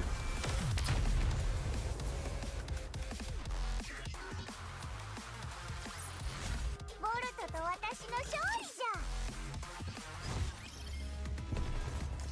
敵を発見。交戦します。戦闘には自信がないな。ウサギさんと一緒に行くの大好きです。ゲームをしにまた新しい仕事。ウサギさんと一緒に行くの大好きです。ラプラス、わざとじゃなく事故だと伝えてくれ。ずっとそう言っていますけど、それでも説明しろと。では私は今日釈明して。 Am văzut toată pe contul principal. 私がいるからみんな心配ご無用。こうやって隠れたの？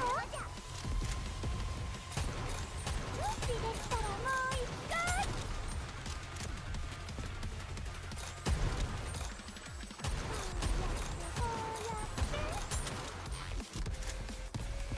やって他の人と見逃するのじゃ。 Degeaba, boss, piercing rounds e insane. Păcat că nu am așa dezvoltată. ブランとノワールのショータイムです。一緒にはそろそろ終わりにしましょう。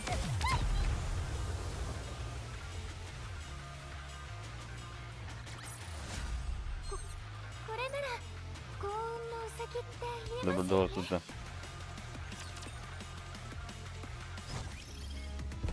幸運を探しに行きましょう。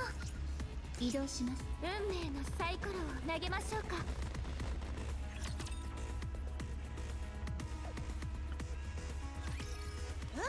手抜きはせんぞ。倒れちゃいました。準備です。他の人と当たります。軽くあしらってやるのじゃ。構えた。リロード。隠れたよ。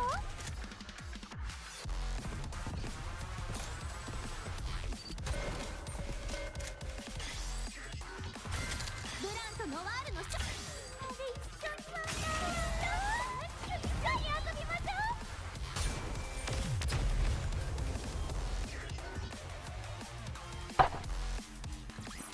Ia o tătă. バニーガールはいつでもどこでも無敵です。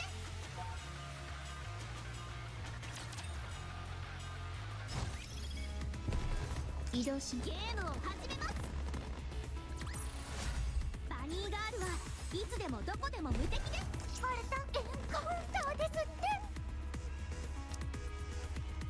て。タクティカルな判断だ。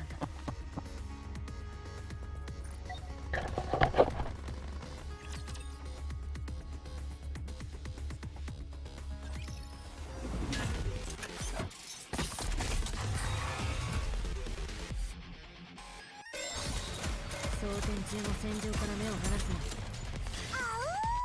捕らえた獲物を逃す。ノワールとブランのショータイムです。早くね。少し待って、すぐに戻る。整備が終わるまで持ちこたえろ。少し待って、すぐに戻る。整備が終わるまで持ちこたえろ。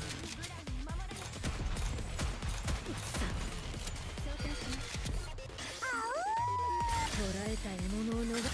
最終確認。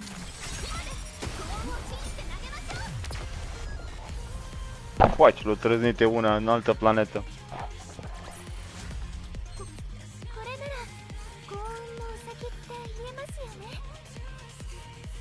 Nervoasă mana în tura asta.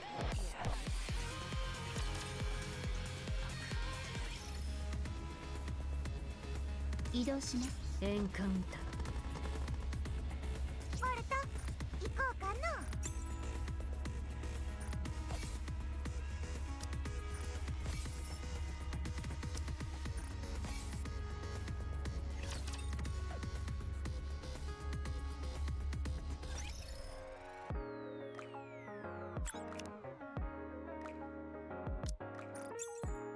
指揮官にとって私たちはどのような存在でしょうか。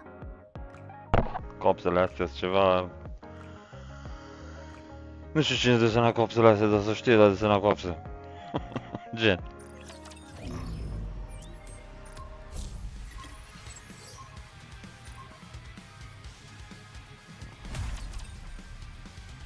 Aici nu contează dacă pierzi sau nu, că îți dă iteme mai bune oricum.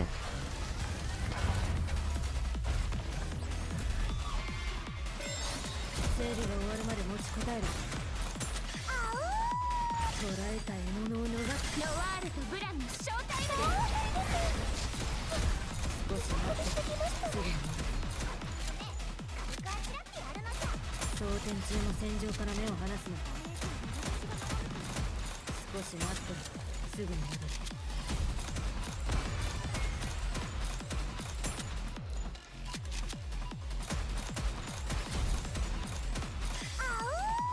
捕らえた獲物を逃す。最終確認。行け、全て片付けろ。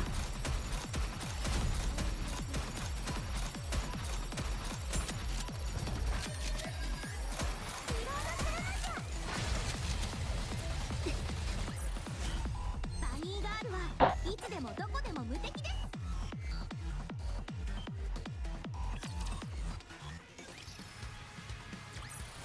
お安いご用です。ご苦労だったな、後輩。悪くない作戦だった。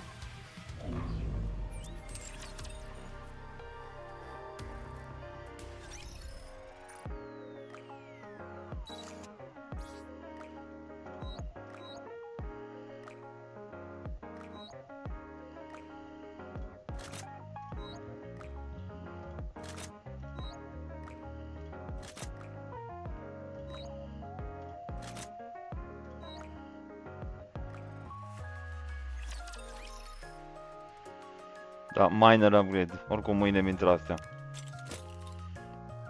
1.200.000, ok. Și după capitolul ăsta, cred că intră cu Alice gratis.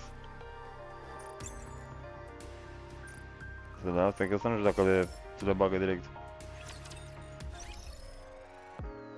Bun.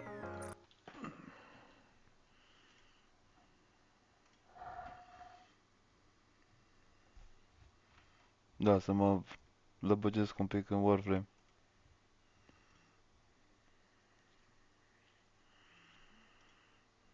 Dar ce zice asta? Sydney Powell was thought to be a kind, sensible, and loving daughter, but it turns out that this 19-year-old student was actually a killer in disguise. What the When fuck? Brenda Powell returned home after a shocking revelation, she had no idea The that coffee the house conversation crime. she was Really going to nice have guy. with the daughter would end in the most violent and sadistic of ways. And even after this series of terrible events, our assailant would do her very best to trick the authorities. Hiya folks, and welcome back to Coffee House Crime. My name is Adrian, and today we're looking at the potentially clinically insane case of Sydney Powell. Now I say potentially because, well, just watch the video and find out for yourself. But this one will be sure to split the audience. By the way, Coffee House Crime is all about true crime, strange and chilling stories, and the best way to support me is by subscribing to the channel. So, if you want to see more stories like this, please hit subscribe now. I also try to respond to most comments in the first hour of all videos going live, so if you want to catch me, hit the bell notification too. And now, with that said, please grab yourself a coffee, pull up a seat, and get ready for the deep dive. This is the case of Sydney Powell.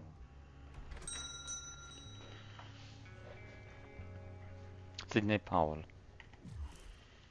Welcome to Akron, Ohio, folks. Found just south of Cleveland in the Buckeye State, Akron is a relatively small city with no more than 200,000 residents calling it home. Known as the rubber capital of the world, there are only two things that could possibly mean. Unfortunately, it's the boring option today. Akron is Mă well gândesc că e known for combat. its tire production, with the likes of Goodyear, Firestone, Goodrich, and General Tire calling this place home. Surprise, surprise, manufacturing comes full circle here too.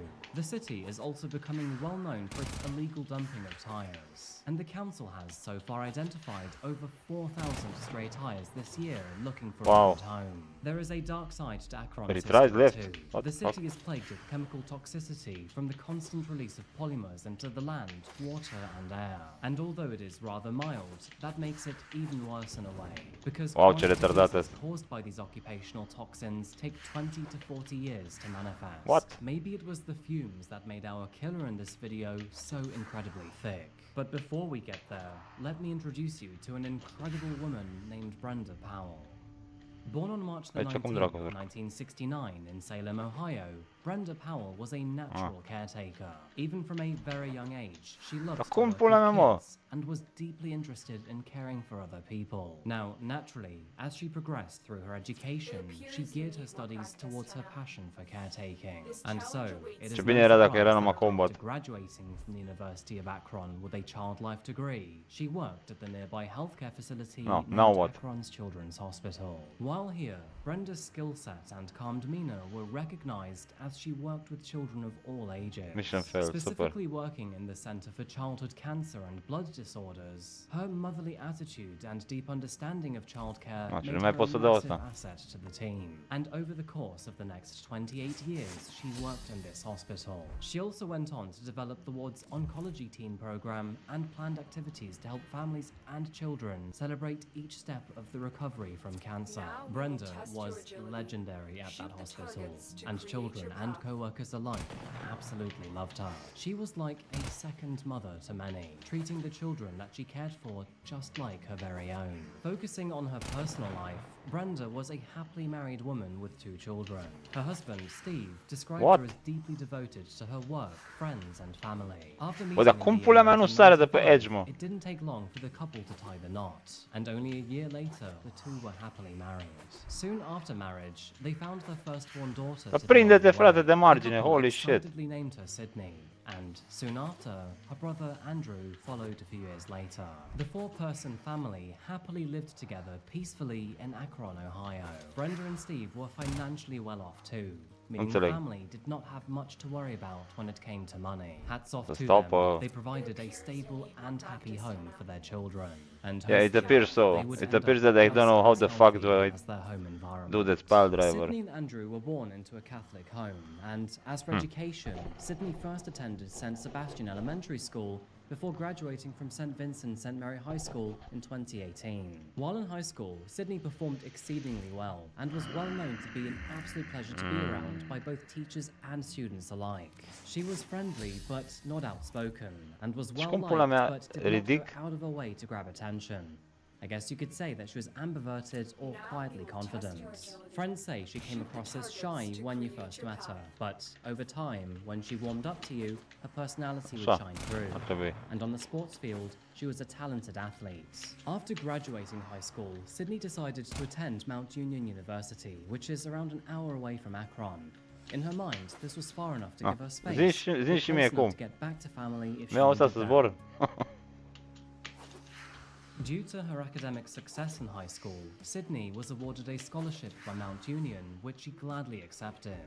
Although it was bittersweet to say goodbye to her parents, she knew that, in the back of her mind, they were never more than a short drive away from her. Speaking of her parents, Sydney had fostered a great relationship nici with măcar both n-ajung of la them înălțimea throughout aia. her younger years. And while she did get along very n-am well with pereți. her father, she was incredibly close to her mother, Brenda. I mean, thanks to her mother's background in childcare, the two were very tight from the beginning. They had a Dracu. very healthy relationship, and Sydney would often come to her for advice, a chat, Da, or așa. even just to send memes. Now, Sydney's first semester at university started very successfully, and she was living with her best friend from high school named Lauren. As their first semester progressed, Sydney found it rather easy to come out of her shell and meet lots of new people. She joined a sorority, met more people around campus, and gained newfound confidence. From the outside, it seemed that nothing could stop her from having an incredible 4 years at Mount Union, but unfortunately, that would soon fall apart. Over the course of the next 3 semesters, Sydney excelled in her academic work, passing each course with flying colours while making many new friends among her peers. And during the summer, she would move back home to rekindle a close relationship with her family, while simultaneously working all around Akron in part-time jobs. Now, bear with me and my explanation here, because it's very important to our case today. When it came to academics at Mount Union, students could view their progress through an online portal. They could view syllabi, contact teachers, and plan study groups here too. Now, the parents also had access to this portal, where they could pay tuition, contact school administrators, and stay up to date with the college and its attendees. However, they wouldn't be able to automatically see their kids' grades. While Sydney's parents could theoretically submit grade requests if they wanted to, they knew that their daughter wasn't having any issues at school. She had done so well in high school that, in their minds, she was maintaining those high marks at college too. Now, Sydney hadn't alerted her parents to any issues either. Nu știu cum n-am And trecut so when her acolo. father Steve logged onto the portal in January of 2020 to pay her tuition fees, he didn't even bother to check her marks. Strangely enough though, after entering his usual login details, he was then immediately kicked out and unable to sign back in. After informing Sydney about the situation, Oh my god, dar she lasă-mă promised să to încerc, contact frate, îmi the dai staff loading and get it screen-ul ăsta. fixed. However, 1 month later, in February of 2020, he still couldn't log in to pay tuition. And so, worried that something might be wrong with the system, he then contacted the administration team to see if they could help him out. Making this call to the student relations team on March the 3rd, Păi nu, că eu tot timpul folosesc wall jump. Aia e problema, aici n-am niciun fel de wall. De-aia nu mi iese nici să fut pe măsa. Trebuie să fie o șmecherie, nu există. The reason he couldn't pay tuition was because Sydney was no longer enrolled at university. And so now, Steve was left wondering what on earth happened with his daughter. Shoot the targets to create your path. Surely this must be one huge mistake. I mean, what could possibly have happened to cause his daughter to leave so abruptly? After all, she'd been an academic star for so long throughout her education. As any concerned parent would, he inquired further, but was quickly shut down by the Mount Union administration. They claimed that the nature of that information was private to Sydney only, and if he wanted to find out more, well, he would have to talk to her directly first. Unknown to him, but Sydney had actually been on academic suspension since December of 2019. This happening after failing 3 out of her 4 grades for the autumn semester of her sophomore year. Now, while this sounded serious, and I guess it was, it did not technically have to be the end of Sydney's college career. Her suspension was only for 1 semester, and she could prove her worth again simply by re-enrolling the following semester if she wanted to. Now, when a student at Mount Union is academically suspended, they are sent a letter informing them of the suspension process and how to proceed. This letter is extremely important to the students, as it needs to be signed, dated, and then returned to the school in order to re-enroll. And while we know that Sydney did actually receive this letter, we aren't quite sure why she chose not to sign it and return it. I mean, it's not like she didn't want to be there either, because even after her suspension, she continued to live at college as if nothing had happened. To make things even stranger, she even continued to go to class, attend sorority meetings, and hang out with friends during this time frame. However, no surprise, this was clearly against school rules. And so, soon enough, Sydney found herself facing the administrative board. At first, the university seemed to be rather understanding of the situation. It makes sense that a student may have difficulty accepting their new reality. And to provide an additional layer of comfort, the administration team even offered to help Sydney break the news to her parents. Instead, she lied to the board, claiming that her parents already Oh my god, dar de ce nu te suspension, prinzi de but were margine, on fă? extended holiday, and therefore couldn't help her move out of her dormitory. But after their 3rd meeting with Sydney, she no longer had an option, and on February the 24th, she was evicted and forced to move out alone. Still unable to face her parents, she resorted to staying in nearby motels until the 3rd of March. Am ce And crazy of bitch course, e asta, that e is when bun. her father Steve found out about her web of lies.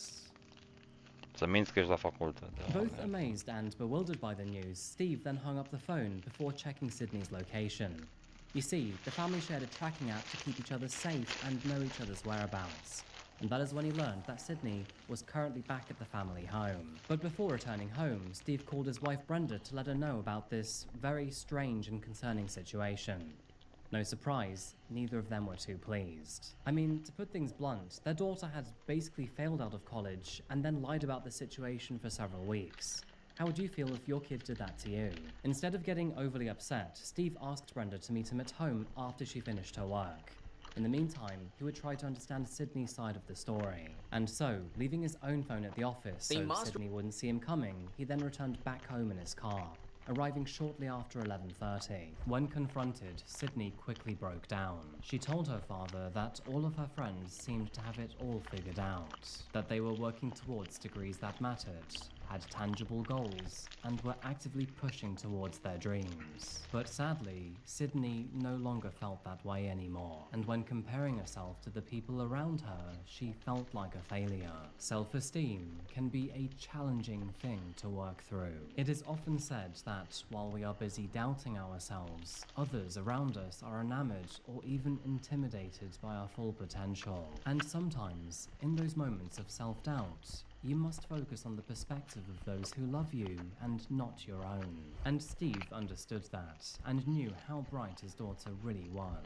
He reassured her that if she put a little bit of effort in with him, they could help her get back on the right path together. Feeling better about the situation, Steve told his daughter to sit tight and talk to her mother when she returned home. But as for himself, he needed to go back to the office. Back at work, Steve received a text message from Brenda. She had left work early to get back home, arriving around 12:15 p.m. 26 minutes later, at 12:41 p.m., Steve responded with, "What did you discuss with Sydney?" Sadly, he would never receive a message back.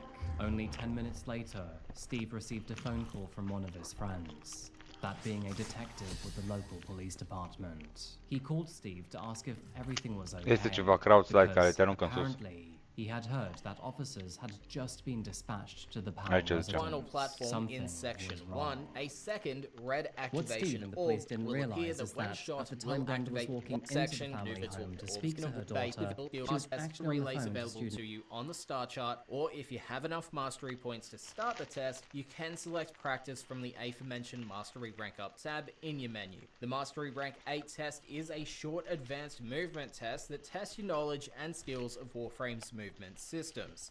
The test takes place over a number of horizontal and vertical platforms. Some of these platforms will be hidden until the player activates them by shooting the floating red orb in front of them. As this test is purely based around the player's agility and handling of Warframe's mobility system, the selection of Warframe and weapon does not matter, so as long as you can shoot to activate the red orbs along the way, you're good.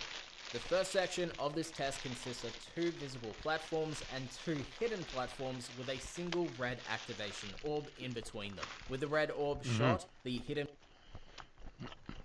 Calma un pic. How the fuck do we make this? Sector is mine.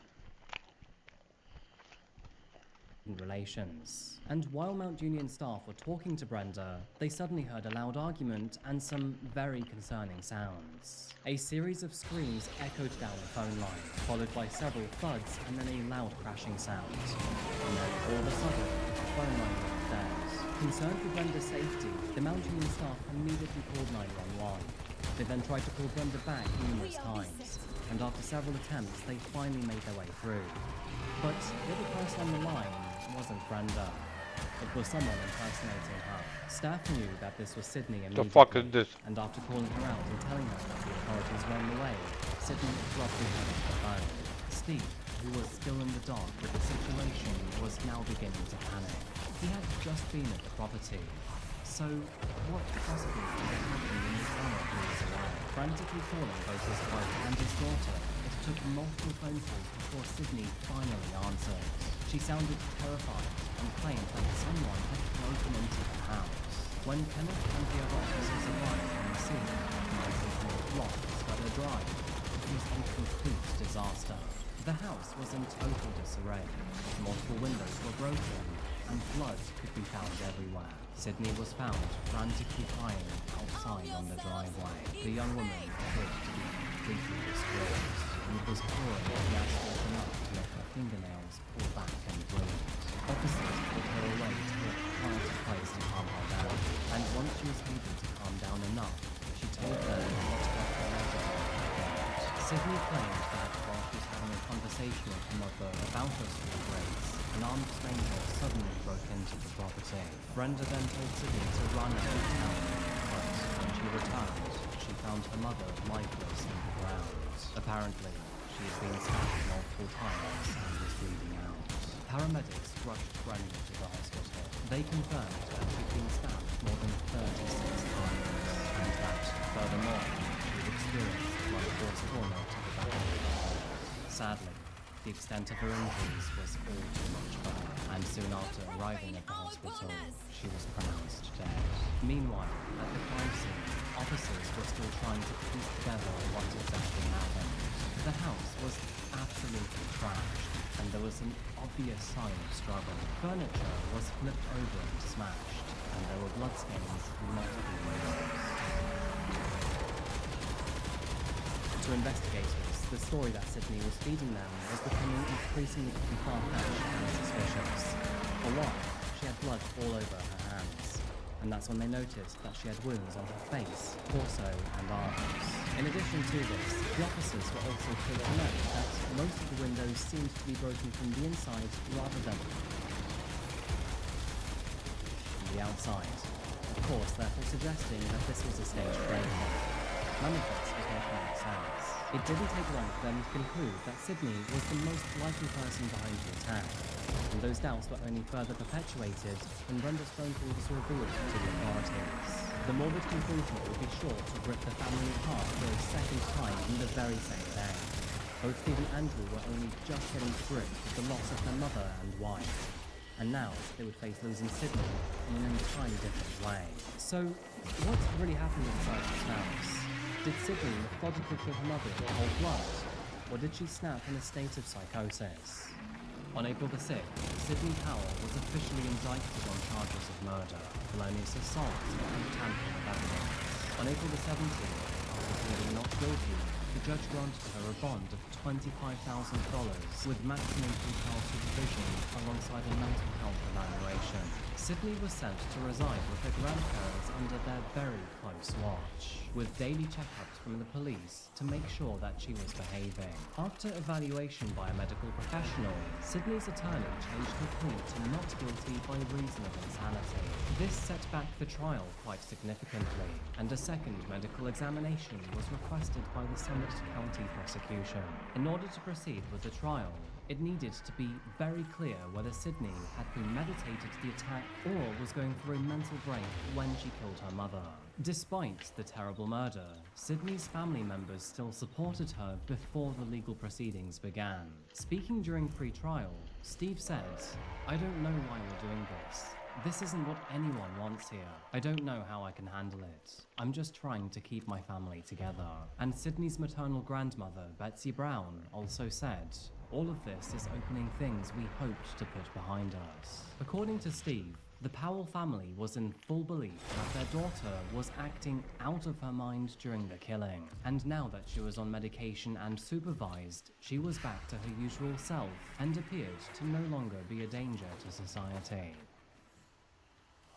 Despite their pleas, her 10-day trial would begin on September the 7th, 2023. Many witnesses were called to testify, including one of Sydney's teachers, the staff that spoke to Brenda over the phone on the day that she died, and numerous mental health experts. Day one of her trial included both sides making their case. Sydney's defense team claimed that she was dealing with undiagnosed schizophrenia and was out of control in a psychotic break when she killed her mother, hence justifying her plea of insanity. They would also point out a lack of motive and the sheer brutality being entirely out of character for her. In short, this was simply not something Sydney would do in a sane state of mind. But on the other hand, the prosecution claimed that Sydney was utterly aware of what she was doing.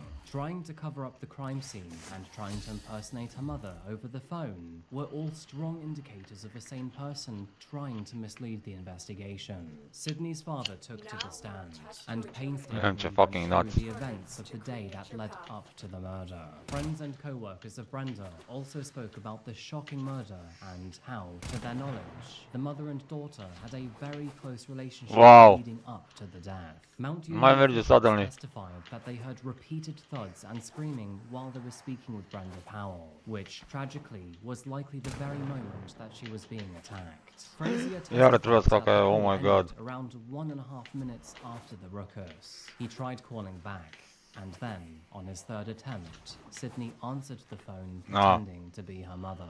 Sydney's roommate and best friend Lauren also testified at her trial.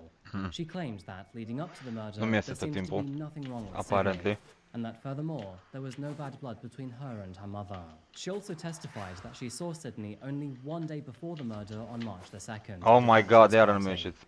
And apparently, Sydney seemed to be her usual bubbly self. The following 5 days of Sydney's trial were devoted to her state of mind on the day of her mother's murder, with several psychologists giving their own opinion as to Let me what retry, really oh my God. happened.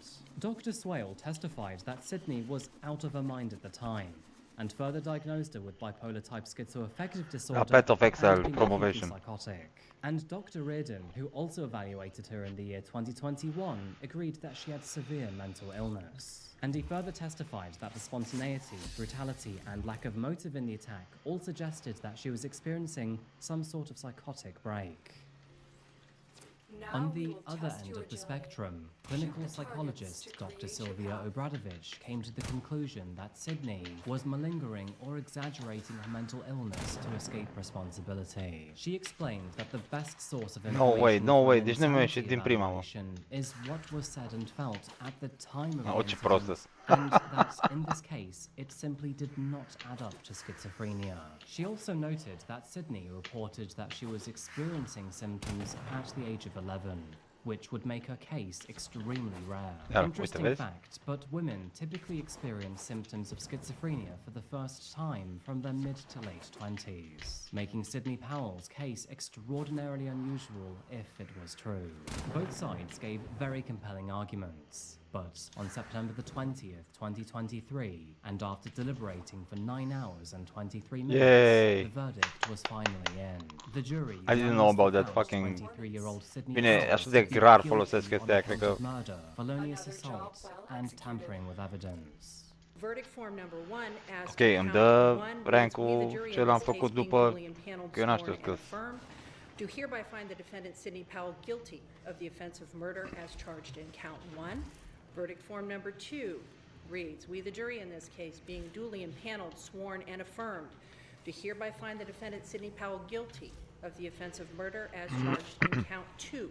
Verdict form number 3 reads, we the jury in this case, being duly impaneled, sworn, and affirmed, do hereby find the defendant Sydney Powell guilty of the offense of felonious assault as charged in count 3. And finally, verdict form number 4 reads, we the jury in this case, being duly impaneled, sworn, and affirmed, do hereby find the defendant Sydney Powell guilty of the offense of tampering with evidence as charged in count 4. On September the 28th, 1 week later, Sydney appeared in court for the final time before sentencing. In the end, the murder of her mother, she was given an indefinite term of 15 years to life in prison. On count 1, ma'am, I sentence you to an indefinite sentence of 15 years to life in the Ohio Department of 15 years. Corrections. Stupid. On count 4 So of the stupid. indictment, I sentence you to 3 years in the Ohio Department of Corrections. Those two sentences to be run concurrent with and not consecutive to each other. Bun, hai să vedem sabia asta. Just a random Galantin. side note, but many people who followed this trial online were quite outraged at Sydney's family, who Shotgun. provided continuous support to her throughout her trial. Most of Sydney's family believed that she was not in her right mind at the time of murdering her mother, and her father still believes that she should be free from the judicial system. Honestly, it is quite hard to form an opinion here, because on one side, Sydney's family definitely know her best, but on the other, they are quite clearly biased. Regardless of her mental state, murder is still murder, and in my opinion, she should still face the consequences of her actions. Which, quite clearly, she is now, and Sydney will spend many years of her life behind bars. Hopefully racked full of guilt. But anyway, I'd love to know what you think about this one, because this case was not quite clear-cut. Do you think Sydney was experiencing psychosis, or do you think this was just a fit of rage? Let me know in the comments below, folks, and I think I'm going to wrap this one up here today. Thank you so much for watching. I really do appreciate you being here. It means the world to me. Before I go though, if you want to get early access to my videos or Damn, support the that's a huge channel, sword. then please check out my Patreon. Alternatively, check out my social media, most notably my Instagram. But yeah, I think that's pretty much it today, folks. Thank you again so much for watching. I honestly really do appreciate you being here. Am It means niciun the world to me. Anyway, see on you again very primary soon for another one. level. Until that moment arrives though, remember to look after yourself, look after each other, and as always, stay safe. Thank you, and goodbye. Asta ce-i? Rifle.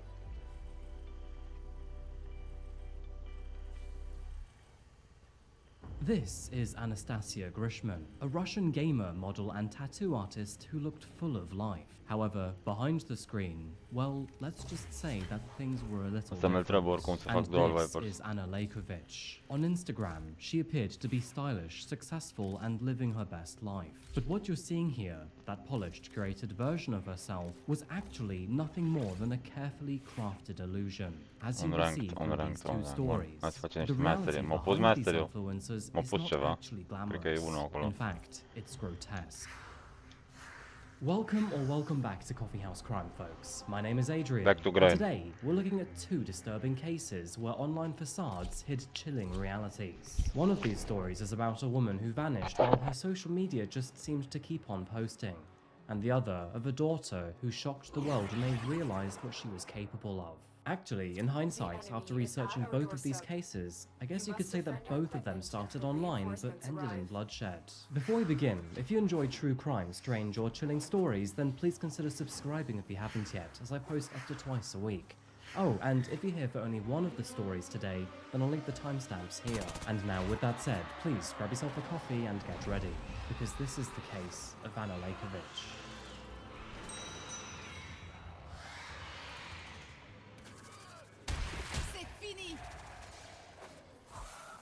Our first story today takes us to Eastern Europe, a region rich in history, shaped by shifting borders and filled with many cultures. We begin in the country of Moldova. With a population of only 2.5 million residents, Moldova might seem unassuming at first glance. However, it's a country that is filled with a deep sense of national pride. Despite facing long-standing economic and political challenges, it has a very vibrant culture, one that is influenced by both its Romanian roots and a unique blend of Latin and Slavic traditions. However, Moldova does struggle with the challenge of emigration, because, as it turns out, more than a quarter of the country's population lives or works abroad. Even still, its global footprint reaches far beyond its borders, especially in the digital world. By the way, who remembers this old tune from the early 2000s? Ozone's Dragostay Dente, which is better known as Numa Numa, is perhaps one of Moldova's most iconic tracks, with over 700 million views to this day, and of course still counting. Oh, and then there's Moldova's unforgettable Eurovision moment, Run Away. However, again, this is better known as the Epic Sax Guy. The online world really is a strange place, but it's not going anywhere. At times, it can be brilliant and hilarious, but just as often, deceptive and even dangerous. If it's not trolls or negativity, it's stalkers or scammers, or even people digging through your personal info like it's some sort of public library. Because honestly, it is quite scary how much people can find out about you just simply by putting your name into Google. Have you ever wondered how scammers get your number, or why your inbox is filled with so many bloody annoying emails? Well, this is probably why. The world of the internet is far greedier than you may think. Data brokers love to sell your data to marketers and scammers without your consent, all in the name of profit. Meanwhile, they're making billions of dollars in the process. Now, technically, they are required to remove your data if you ask them to, but it's often rare to find them, and they intentionally make the process difficult for you. Googling myself comes up with all sorts of results. But what really bothers me is that when I type my personal email address into Google, there are many websites that hold my name, email, and various other details that are all at the ready for someone to buy. And seeing that made me feel quite violated, even unsafe. Which is what brings me to today's sponsor, Aura. Seriously, these guys do all of the heavy lifting when it comes to protecting the digital privacy. Basically, automatically removing your personal info from all data brokers and then keeping it off. Now, personally, I believe that privacy is important, but in a world where we are infinitely connected to companies and corporations through the internet, it is almost impossible to protect my data alone. In fact, did you know that by the year 2030, the global data broker market is expected to hit more than $615 billion US? And that's why I chose Aura to help protect my data. But that is only the start. If you need a VPN, done. Want real-time fraud alerts? They have you covered. And if your personal info shows up on the dark web, they'll notify you right away. I'm not leaving myself exposed online, and you shouldn't either. So, if you want to try Aura for free for 14 days, go to aura.com/coffeehouseclub. In only 2 weeks, you'll see exactly where all of your data seems to be floating around online, and how Aura can help you get rid of it. That's aura.com/coffeehouseclub. Thank you, Aura, for sponsoring today's video, and of course, thank you folks for listening. Now let's get straight back to this case. So, as you can probably tell already, not everything that comes from the internet is as harmless as a viral dancing video. And both of these stories serve as great examples. It was in December of 2020, and in the Moldovan city of Comrat, that police received a harrowing phone call. One that would lead them to a crime scene so gruesome and deeply disturbing that it would test even the most seasoned of officers. And, well, let's just say that it stood in complete contrast to the carefully created image of the person who was actually at the center of it all. The phone call came from a young man in a state of absolute terror. His voice was frantic as he explained that his girlfriend had told him something so disturbing and outrageous that initially he actually thought she was joking. But the more that he thought about it, the more that it gnawed away at his conscience. And so, with it plaguing his mind, he decided to travel to her house while she was asleep in his bed. And unfortunately, what he found while there would confirm his biggest fears. As a result, he called the police immediately, and when officers arrived, nothing could have prepared them for what they were just about to walk into. Inside of the apartment was a scene that was so gruesome and deeply unsettling that several of the officers would later say it was the most horrifying crime scene they have ever witnessed. Lying in the middle of a blood-soaked room was the body of a woman. She had clearly been dead for multiple hours, and sadly, there was no chance of medical intervention. Her torso had been split wide open by a deep vertical wound, which ran down from the center of her chest through to her groin, and, even more disturbingly, all of her organs had been scattered around her body. According to the investigators, the scene just defied all words, and the brutality that they had experienced was straight out of a horror movie. It didn't take long for officers to identify the victim as 40-year-old Praskovia Lakovic, who happened to be the homeowner. So it turns out that Praskovia lived here with a 21-year-old daughter named Anna, who, by the way, was the girlfriend of the man who called the police merely hours prior. And based off of her recent confession, well, let's just say that officers were more concerned about their safety rather than hers. But before we get ahead of ourselves here, who precisely were Anna and Praskovia Lakovic? Beginning with her mother, Praskovia was a devoted and loving parent. She gave birth to Anna when she was only 19 years old, and although her father, Vasily Aladar, was technically in the picture, he unfortunately was basically never present for her. You see, Vasily was a wealthy land and farm owner with many ambitions of his own, so much so that he even ran for governor of a local region in 2019. And although he would never succeed, his multiple business empire was successful enough to financially support the family. While money could never replace love or emotional connection, it did give Praskovia one crucial advantage here: the ability to raise her daughter in relative stability, even as a single parent. As a result, Anna attended good schools, studied hard throughout all of her years in education, and eventually enrolled into university, where she studied medicine. And while we don't quite know which field she specialized in, one thing would soon become disturbingly clear: that Anna had a strong understanding of the human anatomy. And I'm not talking about the kind of knowledge that helps with good back rubs, but more the kind that knows how to remove your heart without flinching. Anna and her mother remained close while she grew up, but sadly, many changes happened throughout her teenage years. And, well, in this case, not many of them were good.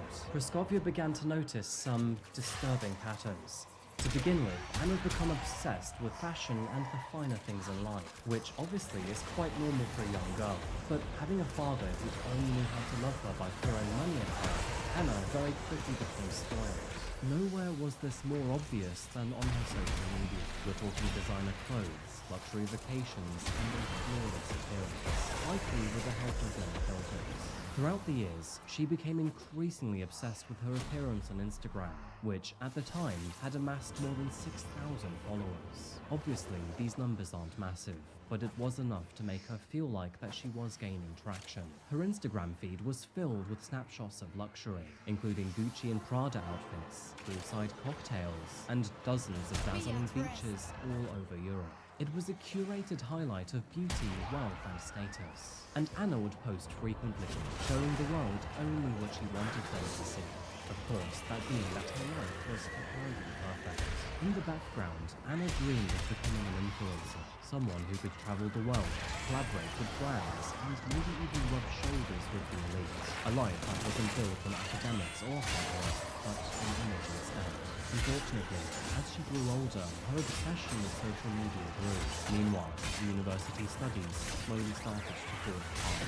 After all, when you've been handed pretty much everything you've wanted in life, it is easy to forget the value of earning it. But academics was not the only thing that Anna was now neglecting, because behind the filters and edits, her party-fueled lifestyle had now given way to alcohol and drugs. And eventually, what started as the occasional Friday night drink would instead become the regular daily binge. While all of this was going on, her mother watched on in horror as she saw Anna slip deeper and deeper into Hai, the facem sands of Mastery Max. addiction. But despite everything she tried to do to intervene, nothing seemed to get through. In fact, only 1 month before the tragedy, Anna would even suffer an overdose. After that incident, both her mother and grandmother desperately tried to help her. But Anna wasn't interested in changing, and whenever the topic seemed to come up, she would explode with anger and even vanish for days at a time. And then came December of 2020, and what once began as a beautiful relationship between a mother and her daughter had suddenly snapped into a brutal and chaotic scene. So, it's no surprise that, after finding Praskovia's body and also becoming aware of the horrifying confession, detectives quickly pinned Anna as the main suspect. Now, naturally, the investigation began by reaching out to both friends and family, but strangely enough, nobody seemed to know where she had gone. In fact, her social media remained radio silent too, which only seemed to add more suspicion to the mix. It kind of looked like she was trying to disappear, but the thing is that Anna really did not have many places to run. However, as the hours turned into days, officers began to worry if maybe she had actually managed to slip away. There were search teams looking for her high and low throughout all hours of the day. It appeared that maybe Anna was just as sneaky as she was dangerous. That would be until 3 days later, when Anna was finally found to be staying at a friend's apartment all along. And get this, but during the entire time, she didn't seem to be stressed at all. According to her friends, she was totally calm for all 3 days. In fact, she actually seemed cheerful. So, after being tracked down, she of course was finally arrested on suspicion of murdering her own mother. But from this point on, her behavior would actually only get worse. From the very beginning, Anna didn't hold back. She openly admitted to the murder, without any hesitation, shame, or remorse. In fact, she apparently laid out all of the events in a calm and detailed manner, kind of like just going down to the shops to buy a pint of milk, instead of, murdering her mother. According to Anna, it all began only a few days earlier, when her mother was actually away on a work trip in Germany. With the house to herself, Anna was now free to indulge in her usual habits. Of course, without the fear of being caught or judged. And obviously, I'm not talking about late nights and poetry, but drugs and alcohol. When Praskovia returned home on the night of December the 11th, she immediately sensed that something was off. Not only did she know her daughter very well, but she could also tell when Anna was completely whacked out on drugs. When Praskovia confronted her about it, Anna denied everything, and that is when the argument quickly spiraled.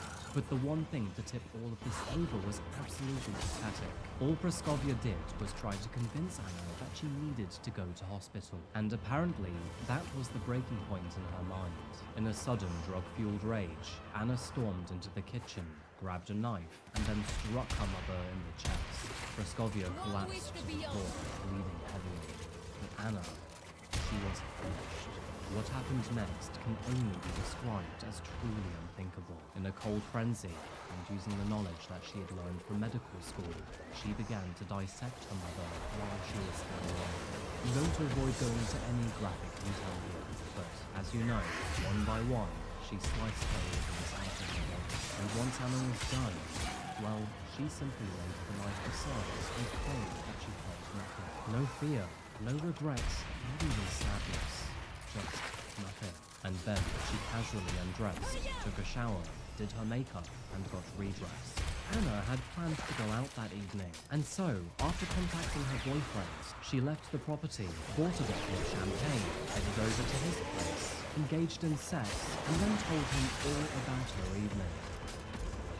Now, at first, he didn't actually believe his girlfriend. I mean, who would anyway? Not only did her tone not match her words, but she sounded completely absurd. And so, he just brushed it off as some sort of sick joke. However, when he asked for more details, well, that is when she clammed up and refused to say any more. Later that night, and once Anna had finally fallen asleep next to him, that is when he decided to slip out of the house and check on Praskovia. And, of course, that was the moment that changed everything. In a blind panic, he then picked up his phone and called the police. But by the time he and the officers finally got back to his apartment, Anna was gone. Of course, before then being found 3 days later. After Anna's confession, the authorities had no doubt that she was responsible. As their sole suspect, officers made it crystal clear to the media, saying Anna Lejkovic is the main suspect, and there is little to no likelihood of any other suspect.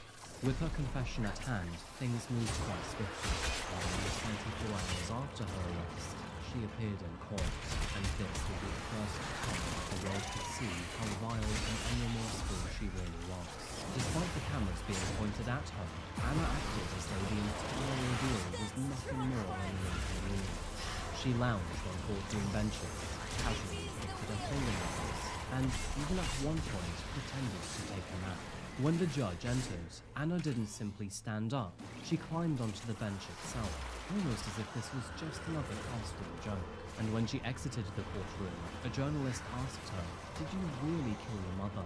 And her response, well, she smiled and then laughed, and with a light-hearted tone, simply said goodbye. Obviously, this erratic behavior, when paired with the sheer brutality of her crime, raised obvious concerns about her mental state. I mean, I don't think it takes a psychologist to assume that she is seriously off in the head. Even the investigators were baffled. Her family and friends were just as equally stunned, with her uncle Vladimir telling the press that Praskovia loved her daughter so much. She spent as much time as she possibly could with her. It only took 2 hours for the police to tell me that Anna was the main suspect.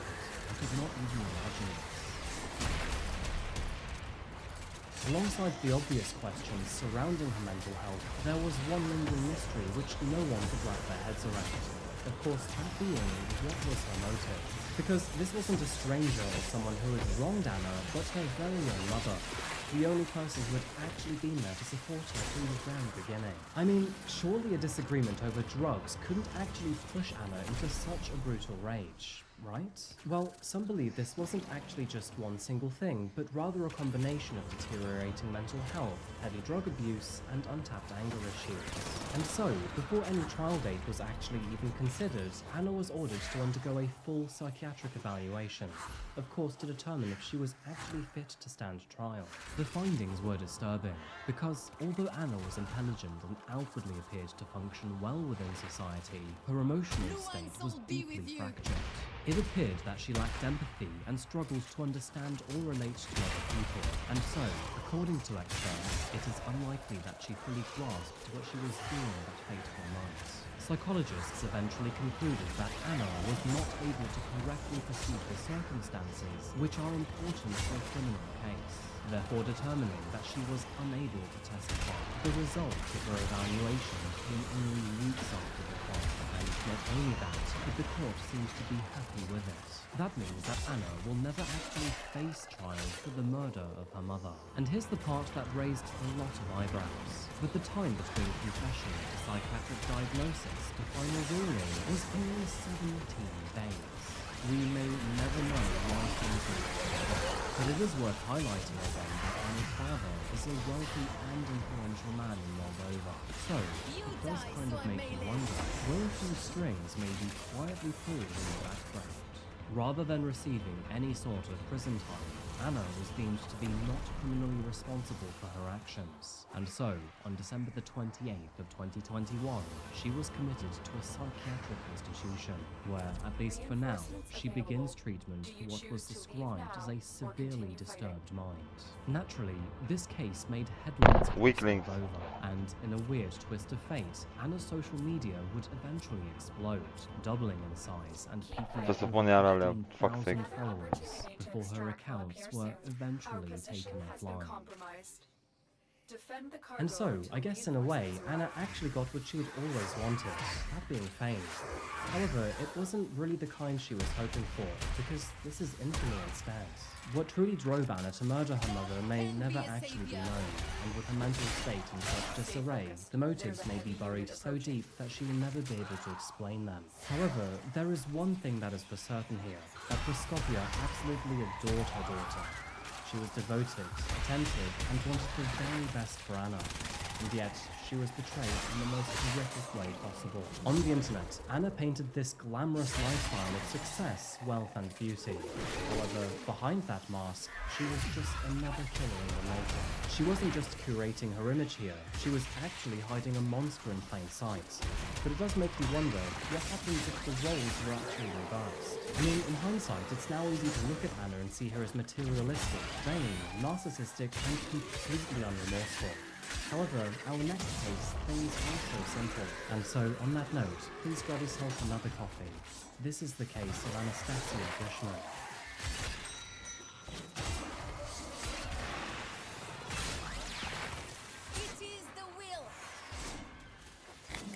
Shifting away from Moldova, we now head northeast to the largest country on Earth. A vast and complex land which is rich in culture, history, and haunting isolation. Of course, Trebuie extended la asta neapărat. Trag câteva focuri, gata, ăla shotgun e mult mai bun. Classical art, and Schimbă sprawling ăla. uninhabited wilderness. It is also known, particularly in recent years, as one of the world's most Degeaba are mai mult power dacă n-am bullet. powerhouses. Today, we're narrowing Nu our când să mor eu focus să to the reload. country's western edge and to the port city of St. Și Petersburg. are It's foarte a limited. cultural capital nestled near Mă the întreba mai border of stereo. mainland Europe and a major gateway in and out of the nation. Now, thanks to its global significance and steady tourism, crime in St. Petersburg is actually relatively low, at least on paper. Apparently, most reported offences involve corruption or bribery, with violent crime rates far less common than you might expect. However, even murder still Mă happens scot niște here. totemuri de On haste. August the Îmi 9th, dă text pe 2022, that horror would come knocking at the door. Police initially became informed of this case by an unsettling call coming from a young woman. This person, whose identity still remains withheld for privacy, sounded distressed, frightened, and even worried for her friend's safety. According to her, something awful had happened. She had been told that her friend, named Anastasia, was dead and inside her own apartment. Now, at first, the story sounded too far-fetched to be true. However, what made her take it seriously was Anastasia's strange and unsettling behavior online in the days leading up to it. Something just didn't seem right, and so, too afraid to investigate alone, the caller then asked the police to meet her at the apartment to check in. And although the officers were understandably skeptical at first, what they were about to find on the morning of August the 10th would change everything. Upon arrival, officers cautiously stepped inside Dracu de the infecție. apartment, and were immediately hit with the all-too-familiar stomach-turning smell. The place was an absolute mess, with clothes, bags, and personal belongings scattered haphazardly across the floor. They called out for Anastasia, however, there was no response. At first glance, the entire apartment seemed to be empty, but the further they ventured inside, the stronger that smell became. Following their noses, it eventually led them to the bathroom, and tragically, that is when they found her. Inside of the bathtub lay the lifeless body of a young woman who seemed to be submerged in a pool of dried blood, and based on the state of her body, it seemed that she'd been lying there for at least a few days. It also appeared that she had suffered at least 22 separate injuries, including 13 stab wounds to the head, neck, torso, and upper limbs. So it's no surprise that officers immediately ruled this to be a homicide, and based on how savage the attack was, it was clear that it was filled with severe emotional rage. After the crime scene had been secured by officers and forensics began their work, the body was then formally identified by her friends to be 26-year-old Anastasia Wisp. But before we dive into the investigation of her brutal murder, let's first look at who Anastasia really was, because, as it turns out, her story holds a lot of hardship, resilience, and tragedy. Born on February the 7th, 1996 to her mother Lynae, Anastasia experienced a hard life from the very beginning. Her father, who was a severe alcoholic, walked out just before Anastasia was born, leaving Lynae to raise her daughter alone without any support or money. For the first few years, they would live in poverty, moving between hostels or sleeping on couches. Lynae picked up work wherever she could find it, but that did mean that Anastasia was often left alone for long stretches of time. And by the time that she was actually old enough to speak, she was also learning how to survive.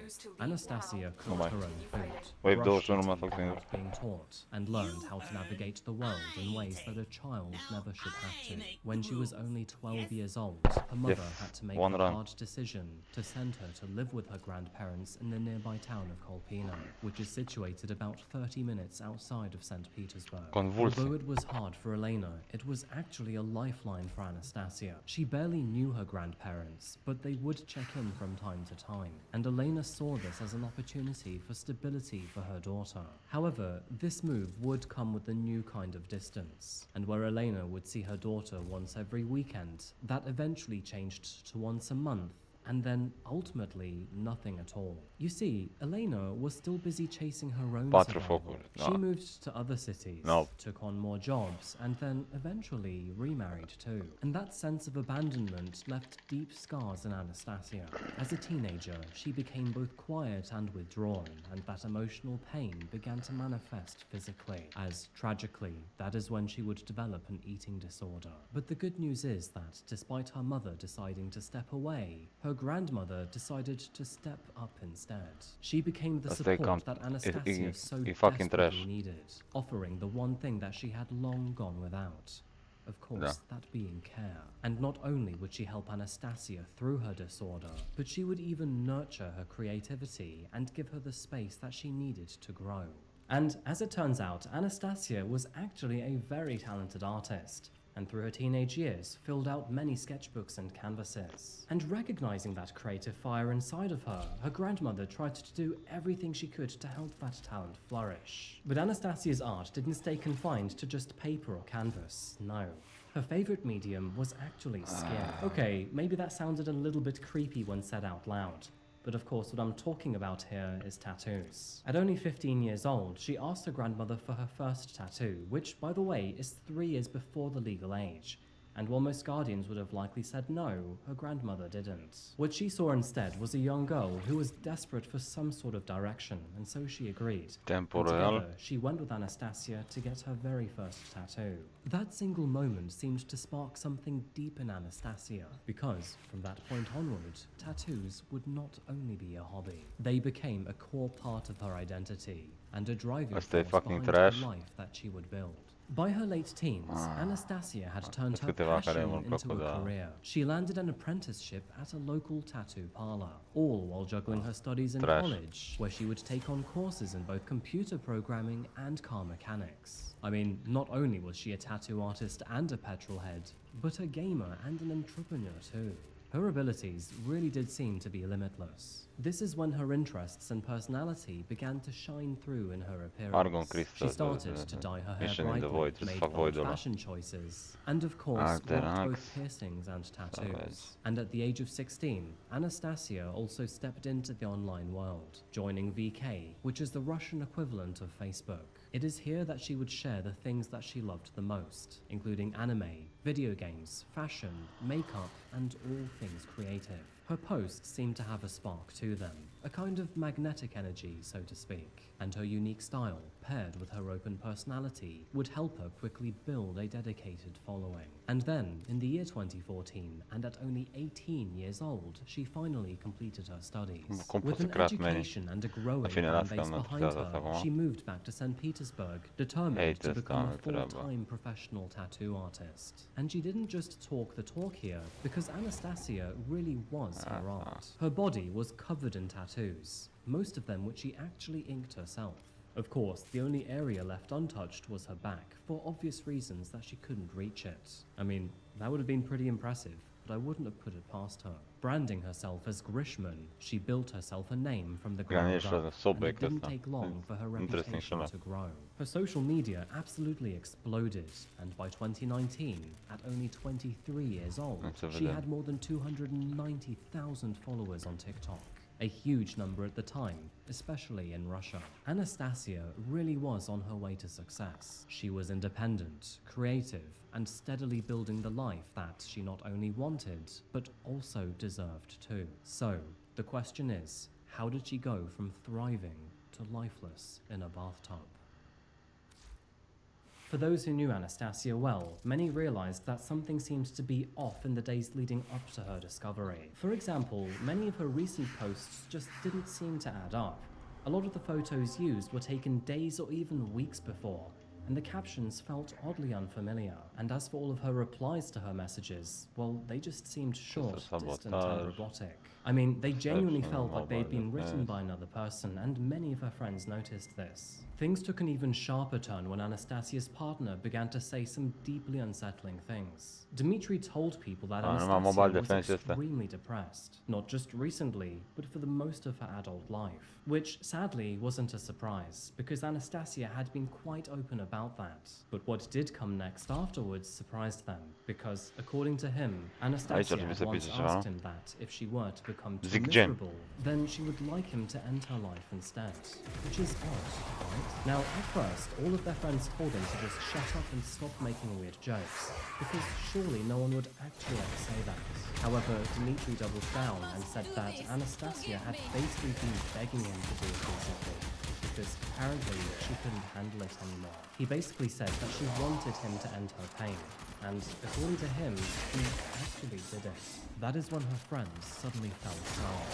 Dmitry claimed that he had killed Anastasia at her request, and had done so a few days prior. But this bizarre, almost casual confession set off huge alarm bells amongst her friends. Understandably, her authorities were called the police, and it was those tips that led them to the grim discovery. But who precisely was Dmitry Chernyshov? And how did he go from being a client to a killer? Well, as you can see from these photos, Dmitry had his own fair share of ink all over his body. It was around September of 2021 that he was in the market for a new tattoo. At the time, he was actually in another long-term relationship with a woman named Margarita. But after growing tired of being a basic pizza, Margarita decided it was time to spice things up with a fresh tattoo as her new topping of choice. She had heard of a new and upcoming artist in the St. Petersburg area, that of course being Anastasia, and so, after getting her own tattoo, she then recommended her to Dmitry. In hindsight, I can promise you that she regretted that decision, and I am sure you can see where this is going. The nature of tattooing, especially for a large piece, means hours of sitting together, chatting and bonding, and with Dmitry's tattoo being a huge back piece, that is exactly what happened. While Anastasia worked on his design, the two discovered that they actually had a lot in common. They both loved alternative fashion, both shared tastes for the same music, both enjoyed anime and video games, and also were massive petrol heads. and perhaps even more crucially, both of them had lost their mothers at a young age. And that shared grief, also known as trauma bonding, and their mutual interests, formed a deep connection. And of course, from there, things began to grow. By the way, back to margaritas for a moment, but can you imagine having a tattoo from someone that you absolutely hate? That must suck. Anyway, Dmitry Shanishov was born on February 15th, 1998, making him physically 2 years younger than Anastasia and probably mentally a few years younger too.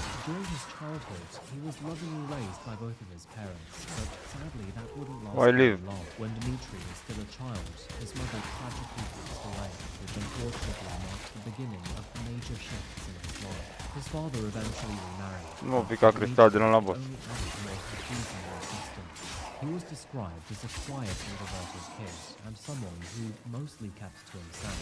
And as he entered his teenage years, he began to close himself off from the rest of the world around him, instead deciding to retreat into the digital world. Online, Dmitry found space to express his thoughts, often through poetry. But his writing seems to have a much darker edge, as a lot of it centered around death, isolation, and pain. So, looking back into his teens, there were clear signs of a morbid fascination. However, there were other red flags too, because it seems that his social media was filled with misogyny, and he would often post things like girlfriend requirements, which included strict weight limits and appearance-based criteria. And honestly, I don't know who he thought he was. By the time he reached adulthood, Dmitry had already found himself in trouble with the law twice, racking up 2 criminal charges, including theft and evading military service. You see, military service is actually mandatory for all young Russian men, and dodging it isn't merely frowned upon, it's actually a criminal offense. And by the way, it comes with real-life consequences too, including a ban on leaving the country. But of course, he didn't actually tell Anastasia any of that. Instead, he would talk about his income and that he worked in IT, mainly in programming and web design, which technically is true. But it turns out this was not actually his main source of income, because Dmitry had a second and far more controversial profession. I'm going to give you a couple seconds to guess what it possibly could be here. But as it turns out, Dmitry was actually making OnlyFans content with his then girlfriend Margarita. Oh boy, we really are talking about OnlyFans again, aren't we? Now again, in Russia, pornography is quite literally outright illegal. Not just the production of it, but even the consumption. And so you can likely imagine that if you were to make this sort of content and then try to sell it, it is literally punishable by jail time. Now of course, that doesn't stop many people, and for Dmitry, it nearly meant living a double life. One wrong move, however, and he could end up behind bars. But Anastasia didn't mind. Anyway, over the course of these tattoo sessions, the two bonded quickly, exchanging phone numbers, messaging online, and then even hanging out at local parties. Their connection deepened, and before long, things began to take a rather romantic turn. Unsurprisingly, Margarita was very unhappy by this. She began to suspect that something was going on. Their relationship would rather quickly turn toxic, and while Dmitry didn't seem to care about Margarita or her distress, Anastasia surprisingly did.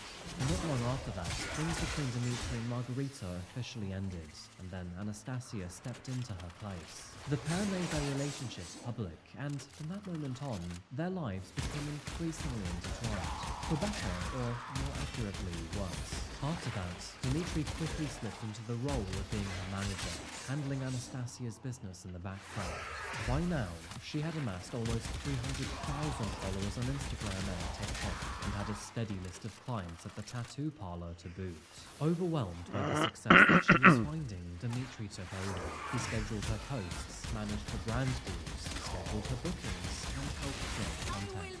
Now, on the surface, things looked good. However, they were also moving very quickly, because only 5 months into the relationship, and in February of 2022, they decided to get married.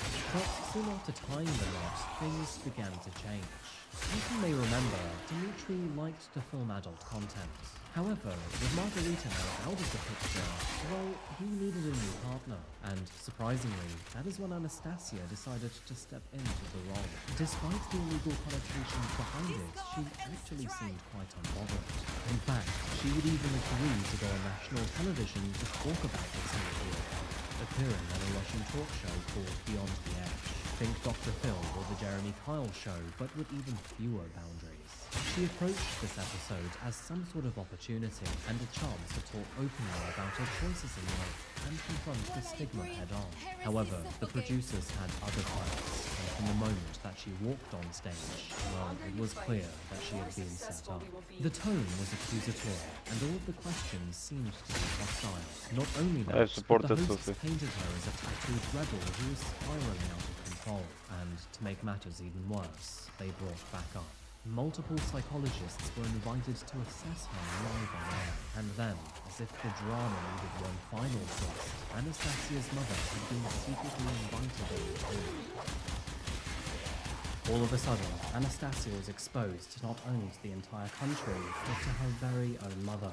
But this was not a fair reflection of her, and the television producers had distorted her into an entirely different person. Even before she stepped on stage, the damage had already been done, because it turns out that the host had preemptively interviewed her mother, and when asked what she thought about her daughter's career, well, she was disappointed, to say the least. And look, I know that some of us won't actually agree with her choices anyway, but it was very clear that the moment Anastasia stepped on stage, she wasn't there to be heard.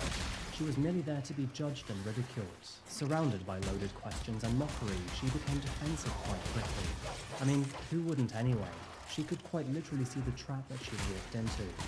However, the real blow was still yet to come. Moments later, out walked Margarita. And let me tell you, she was not a happy pizza. She claimed that not only had Dimitri used her, but now was doing the same thing to Anastasia. And to inflame the situation even more, she also claimed that he pressured all of his partners into sex work for his own gain. And Margarita wasn't done yet. She accused him of physical abuse, including both hitting and even strangling her during the relationship. Honestly, the entire episode was a trailer, and probably exactly what the producers had hoped for. There was drama, scandal, and anger, all at the expense of real people and their reputations. And the worst part of all of it was that no one stopped to think about the fallout, because only 3 months after this episode aired, Anastasia Grishman was dead. Now, much like our previous case, there was only one real suspect in mind. Of course, that being Dimitri. The authorities began by questioning Anastasia's friends, and they claimed that when they talked to Dimitri about it, he begged them not to go to the police, and promised that he was going to sort it. Now, to be honest with you, I have no idea how that excuse could make anyone turn around and simply say, okay, but apparently it worked. However, here's the thing. Only a couple days after saying this, he then quietly renewed the lease on the apartment that he shared with Anastasia. So, if his plan really was to just disappear, then why lock in another year of rent? Oh, and also, let's not forget that Dimitri couldn't actually leave the country, and so any hope of him running away was essentially zero. And so, the great manhunt for Dimitri finally began. However, it wouldn't actually take long for officers to find him, because the next day, they found him in a hotel only 30 minutes from the apartment. After being arrested, Dimitri was both quick to defend himself and to throw Anastasia under the bus. He claimed that not only had she grown distant, but also closer to him, that being fellow TikToker named Kirill. Although there is no evidence to prove that this was anything more than a friendship, it is true that the two were spending a lot of time together. She had also confided in Kirill about the strain in her relationship, and that she had plans to escape. Drawing from her love of Asian culture, she had actually began to prepare to move to South Korea, quietly selling off all of her belongings, including her cars, and building a secret bank account. And by the way, all of this was Cel mai bun pet în gheață pe zărul meu. However, Fără să apropie. what Dimitri did notice was her growing infatuation with Kirill, and from what investigators have gathered, that ignited a deep, burning jealousy. I mean, basically, he got angry at his own medicine. Anyway, this bozo claimed that Anastasia had asked him to end her life, but the evidence did not support this. And besides, even if it had been the case, it is still illegal. I could also tell you his own version of what happened that fateful night in detail, but honestly, it's sloppy dribble that does not deserve the light of day. What you do need to know is that during the time that his girlfriend lay dead in the bathtub, Dimitri continued to run all of her accounts and message people to buy herself. He would even pretend to be her and message Kirill to say that she was breaking up with him simply so he could rewrite his own pathetic story. The good news is that it took only 5 months to build a case against Dmitri, and in January 2023, he finally went on trial, and without any reasonable defense, he pleaded guilty. And unfortunately, here comes the bad news. How do you think Russia punishes a man who murdered his wife? Well, in Dmitri's case, he received a horrifying 8 years behind bars. For context, we've seen plenty of Americans go to prison for longer than 8 years simply for selling domestic quantities of weed. And here's another example, but in Saudi Arabia, a journalist was sentenced to 10 years behind bars and 1,000 lashes simply for debating Islamic religion on an online blog. However, apparently, in Russia, murder is way less punishable. Allegedly. The silver lining here is that he'll be staying at IK3, also known as Polar Wolf. And Polar Wolf is known to be one of the most brutal gulags in the entire country. Temperatures here can drop as low as -30 degrees Celsius or -22 Fahrenheit. The prison has no central heating. And to rub salt into the wound, many of the prison cells have radiators painted on the walls. With unsanitary conditions, frequent beatings, and food more bland than a Zoom meeting about beige paint, this prison is seriously brutal, with inmates being made to walk outside in the cold for hours in the clothing, sometimes even more. So, while Dmitri was only sentenced to 8 years behind bars, those 8 years will likely be nothing short of hell, and there is every chance that he won't be the same man who first walked through those gates. Even so, no amount of suffering on Dmitri's part can ever make up for what he did, because nothing will be able to bring Anastasia back to the life that she was only just beginning to build. It's obvious that she had already been looking forward to a fresh start away from Dmitri. She had dreamed of living abroad and even opening her own tattoo parlor in South Korea. Because before him, that was what she loved to do. She was an artist, and even in her darkest moments, that is what gave her joy. Yes, she was struggling with her mental health, but she was working on it and rebuilding it and slowly making her way back to, well, just being Anastasia again. But now, that journey has been stolen from her, and she will never get the chance to grow into that person that she was finally becoming. And so, on that rather heavy note, I think it's time to bring today's video to a close. Although both of these cases took place in the same corner of the world and featured people living in eerily similar lifestyles, the outcomes could not have been any more different. And it really makes you think about how the online world actually can shape someone's face, or twist it entirely. Anyway, thank you so much for watching today, folks, especially if you made it this far. And if you have any thoughts or opinions on these cases, I'd love to know what you thought down below. I try to read as many comments as possible. If you want to try Aura for free for 14 days, go to aura.com/coffeehouse5. Thank you, Aura, for sponsoring today's video, and of course, thank you folks for listening. I'm back again soon for another case, but until then, please make sure to look after yourselves and each other. And of course, stay fierce. Thank you. Goodbye. I cleansed thee. Now.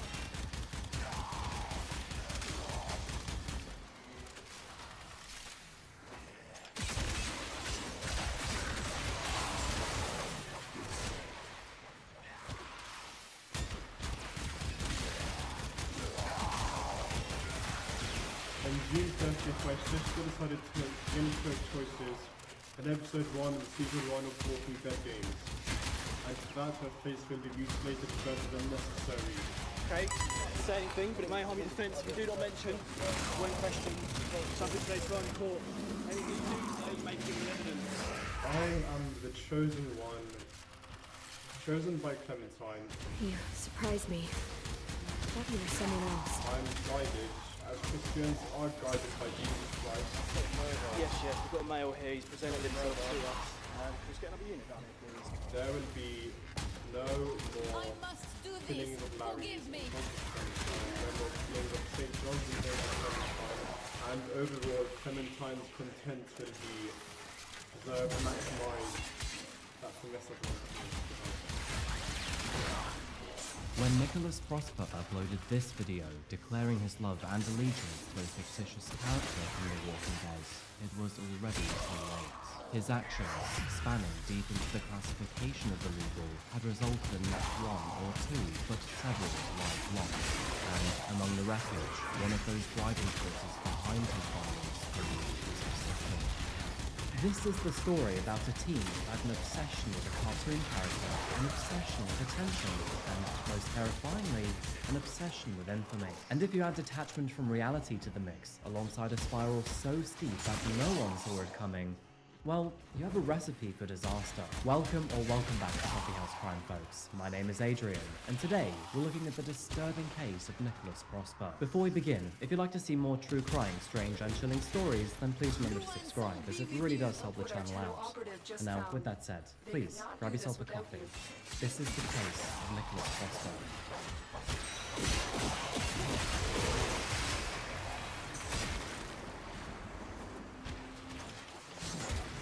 Welcome to Luton, folks.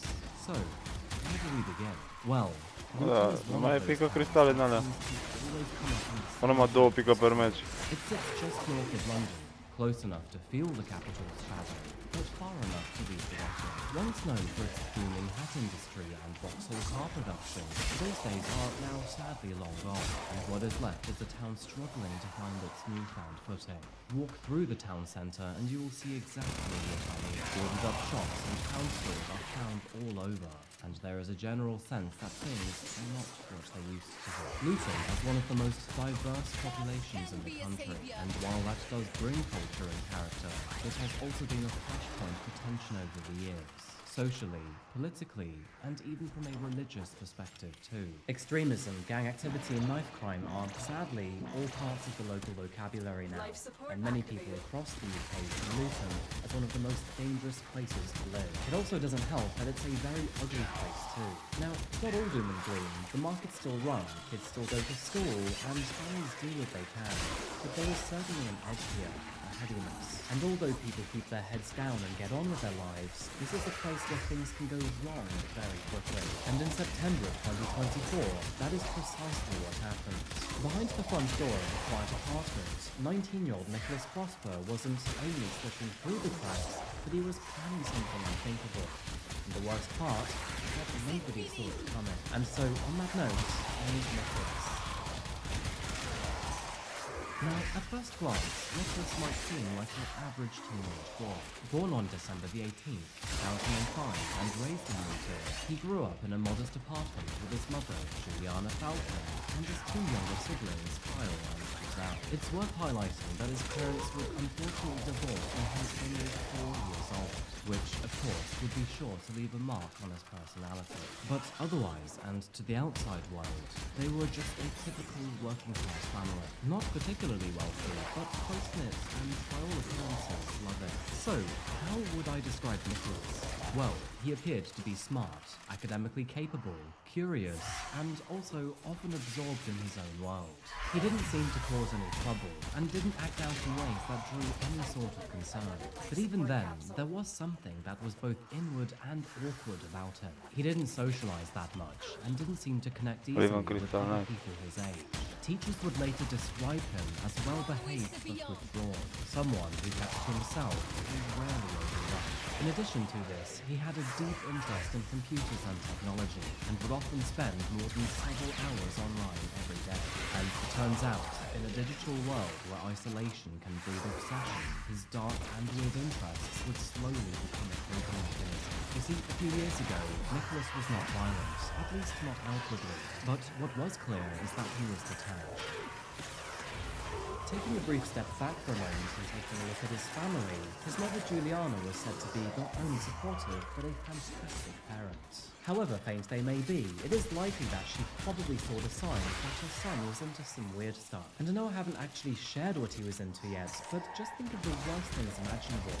Honestly, this guy is someone that you do not want in your life. Now, Juliana likely had no idea how evil and disgusting her son's world had become, and nothing could have prepared her for what was about to happen. Because behind his silence, something darker had begun to take shape. Something that he hid from everyone. So, how does an average teenager become a would-be mass murderer? Well, all of that began on the internet.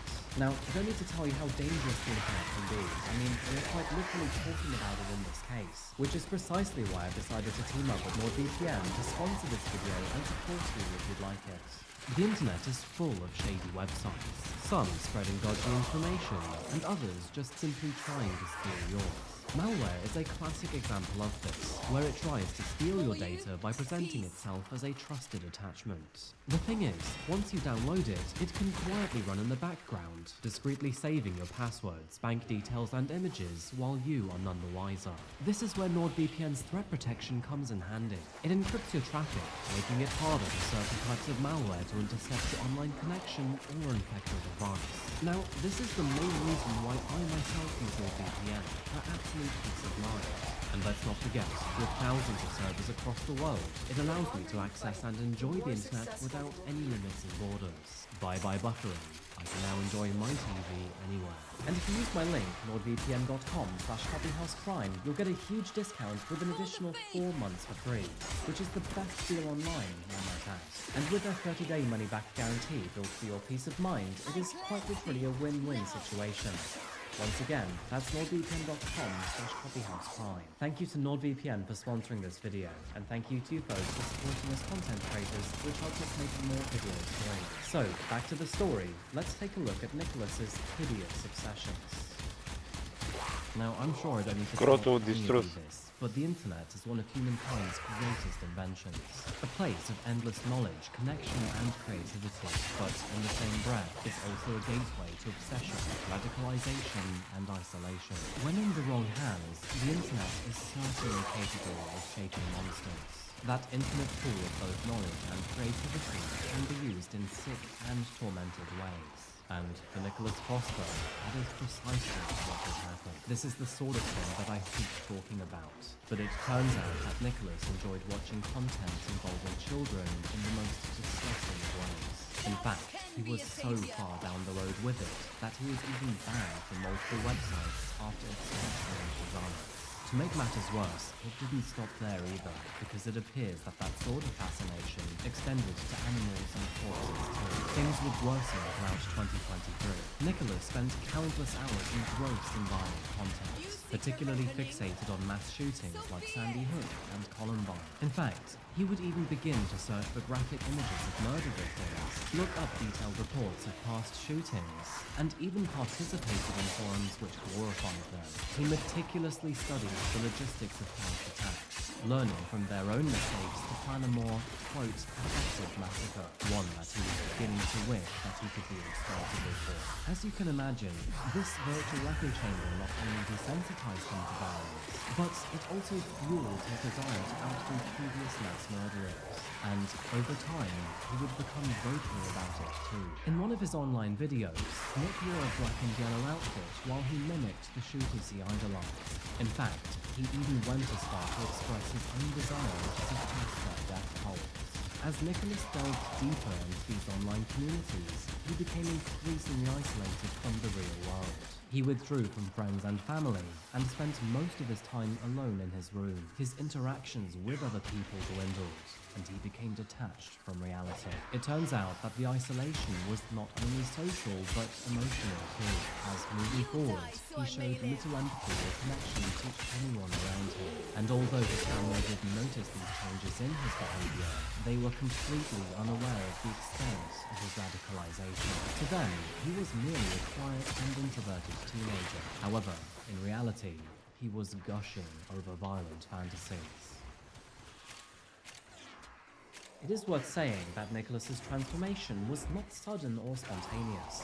In my opinion, there were several factors at play here. Over time, his curiosity would lead him to the darkest corner of the internet, and meanwhile, his lack of interest in the real world would slowly detach him from reality. And to add to these two already pertinent issues came one other big problem. Nicholas never had a moral compass. You see, Nicholas had the means to find this content online, but then again, so does everybody. It's just that any normal person would simply not want to. But not for Nicholas. He had a forever hungry desire. Not only that, but he was becoming obsessed with infamy too, as we have seen in many other cases on this channel. And that is something that he did not want to stop.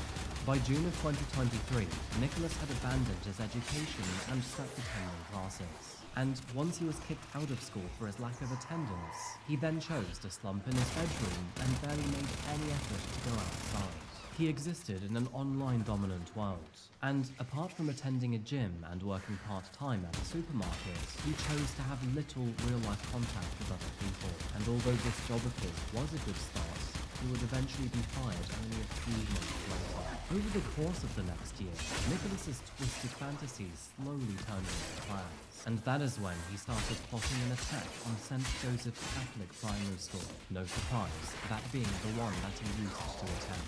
It's worth highlighting here that there were no ill feelings towards the school, its teachers, or its students. Nicholas just merely wanted to play hard. The reason why he chose this school was simple. It was that he was familiar with its layout and its routine. Seeing Adam Lanza as a role model, Nicholas's goal was to kill at least 34 individuals, so that he could go down in history as someone who would speed up the death toll of the Virginia Tech shootings. In the months that followed, and under the guise of being a parent, he phoned the school to inquire about their daily schedule, hoping that he could then map out the routines of children and staff. And moving forward, only weeks later, he would also carry out a disturbing level of reconnaissance. He scrutinized the school's website, saving images of both pupils and teachers, and collecting cases like they were targets. He would even sketch out the early years classrooms, meticulously mapping all of it out in his own notes. And right next to that hand-drawn layout, he scribbled the killing words, "kill all," just to add a sprinkle of cringe to the mix. But Nicholas would also select Friday the 13th of September 2024 as the date of his attack, believing that this would add some sort of notoriety to his actions. And here comes the tricky part of his plan, which surprisingly he pulled off. To execute his plan, he needed a gun, and if he wanted one of those, well, he would have to forge a firearm license. And so that is precisely what Nicholas did, with a fake deputy signature and a gas match. And as it turns out, that would work for him. He then successfully purchased a firearm online, claiming that he needed it for clay pigeon shooting. He also designed a very specific outfit that he would wear during the attack, aiming to create a recognizable image that associated him with the massacre. And if you're wondering, yes, it is that awful black and yellow costume. Now, before we go any further, there is one other obsession that Nicholas seems to have, and this is a weird one. Nicholas has a deep fixation over Clementine, a fictitious young girl from the video game The Walking Dead. And let's just say that this was not normal fan admiration. He didn't just see Clementine as a fake character, but a actual real person. Someone not only to protect, but also to avenge. And even more disturbingly, he felt intrinsically bonded to her. I mean, this guy would quite literally write about her in his journals, not only as if she were real, but also like she needed him. And if that wasn't strange enough already, he actually saw himself as her hero, and he was ready not only to save her, but to kill for her. Now, emotional intensity aside, the thing that made this so deeply troubling wasn't only the fact that she wasn't a real person, but it was that she was a child. And knowing what kind of predator Nicholas is, I'm sure you can connect the dots here. Now, of course, this sick obsession would show not only how far detached from reality Nicholas was becoming, but also how dangerous he could be.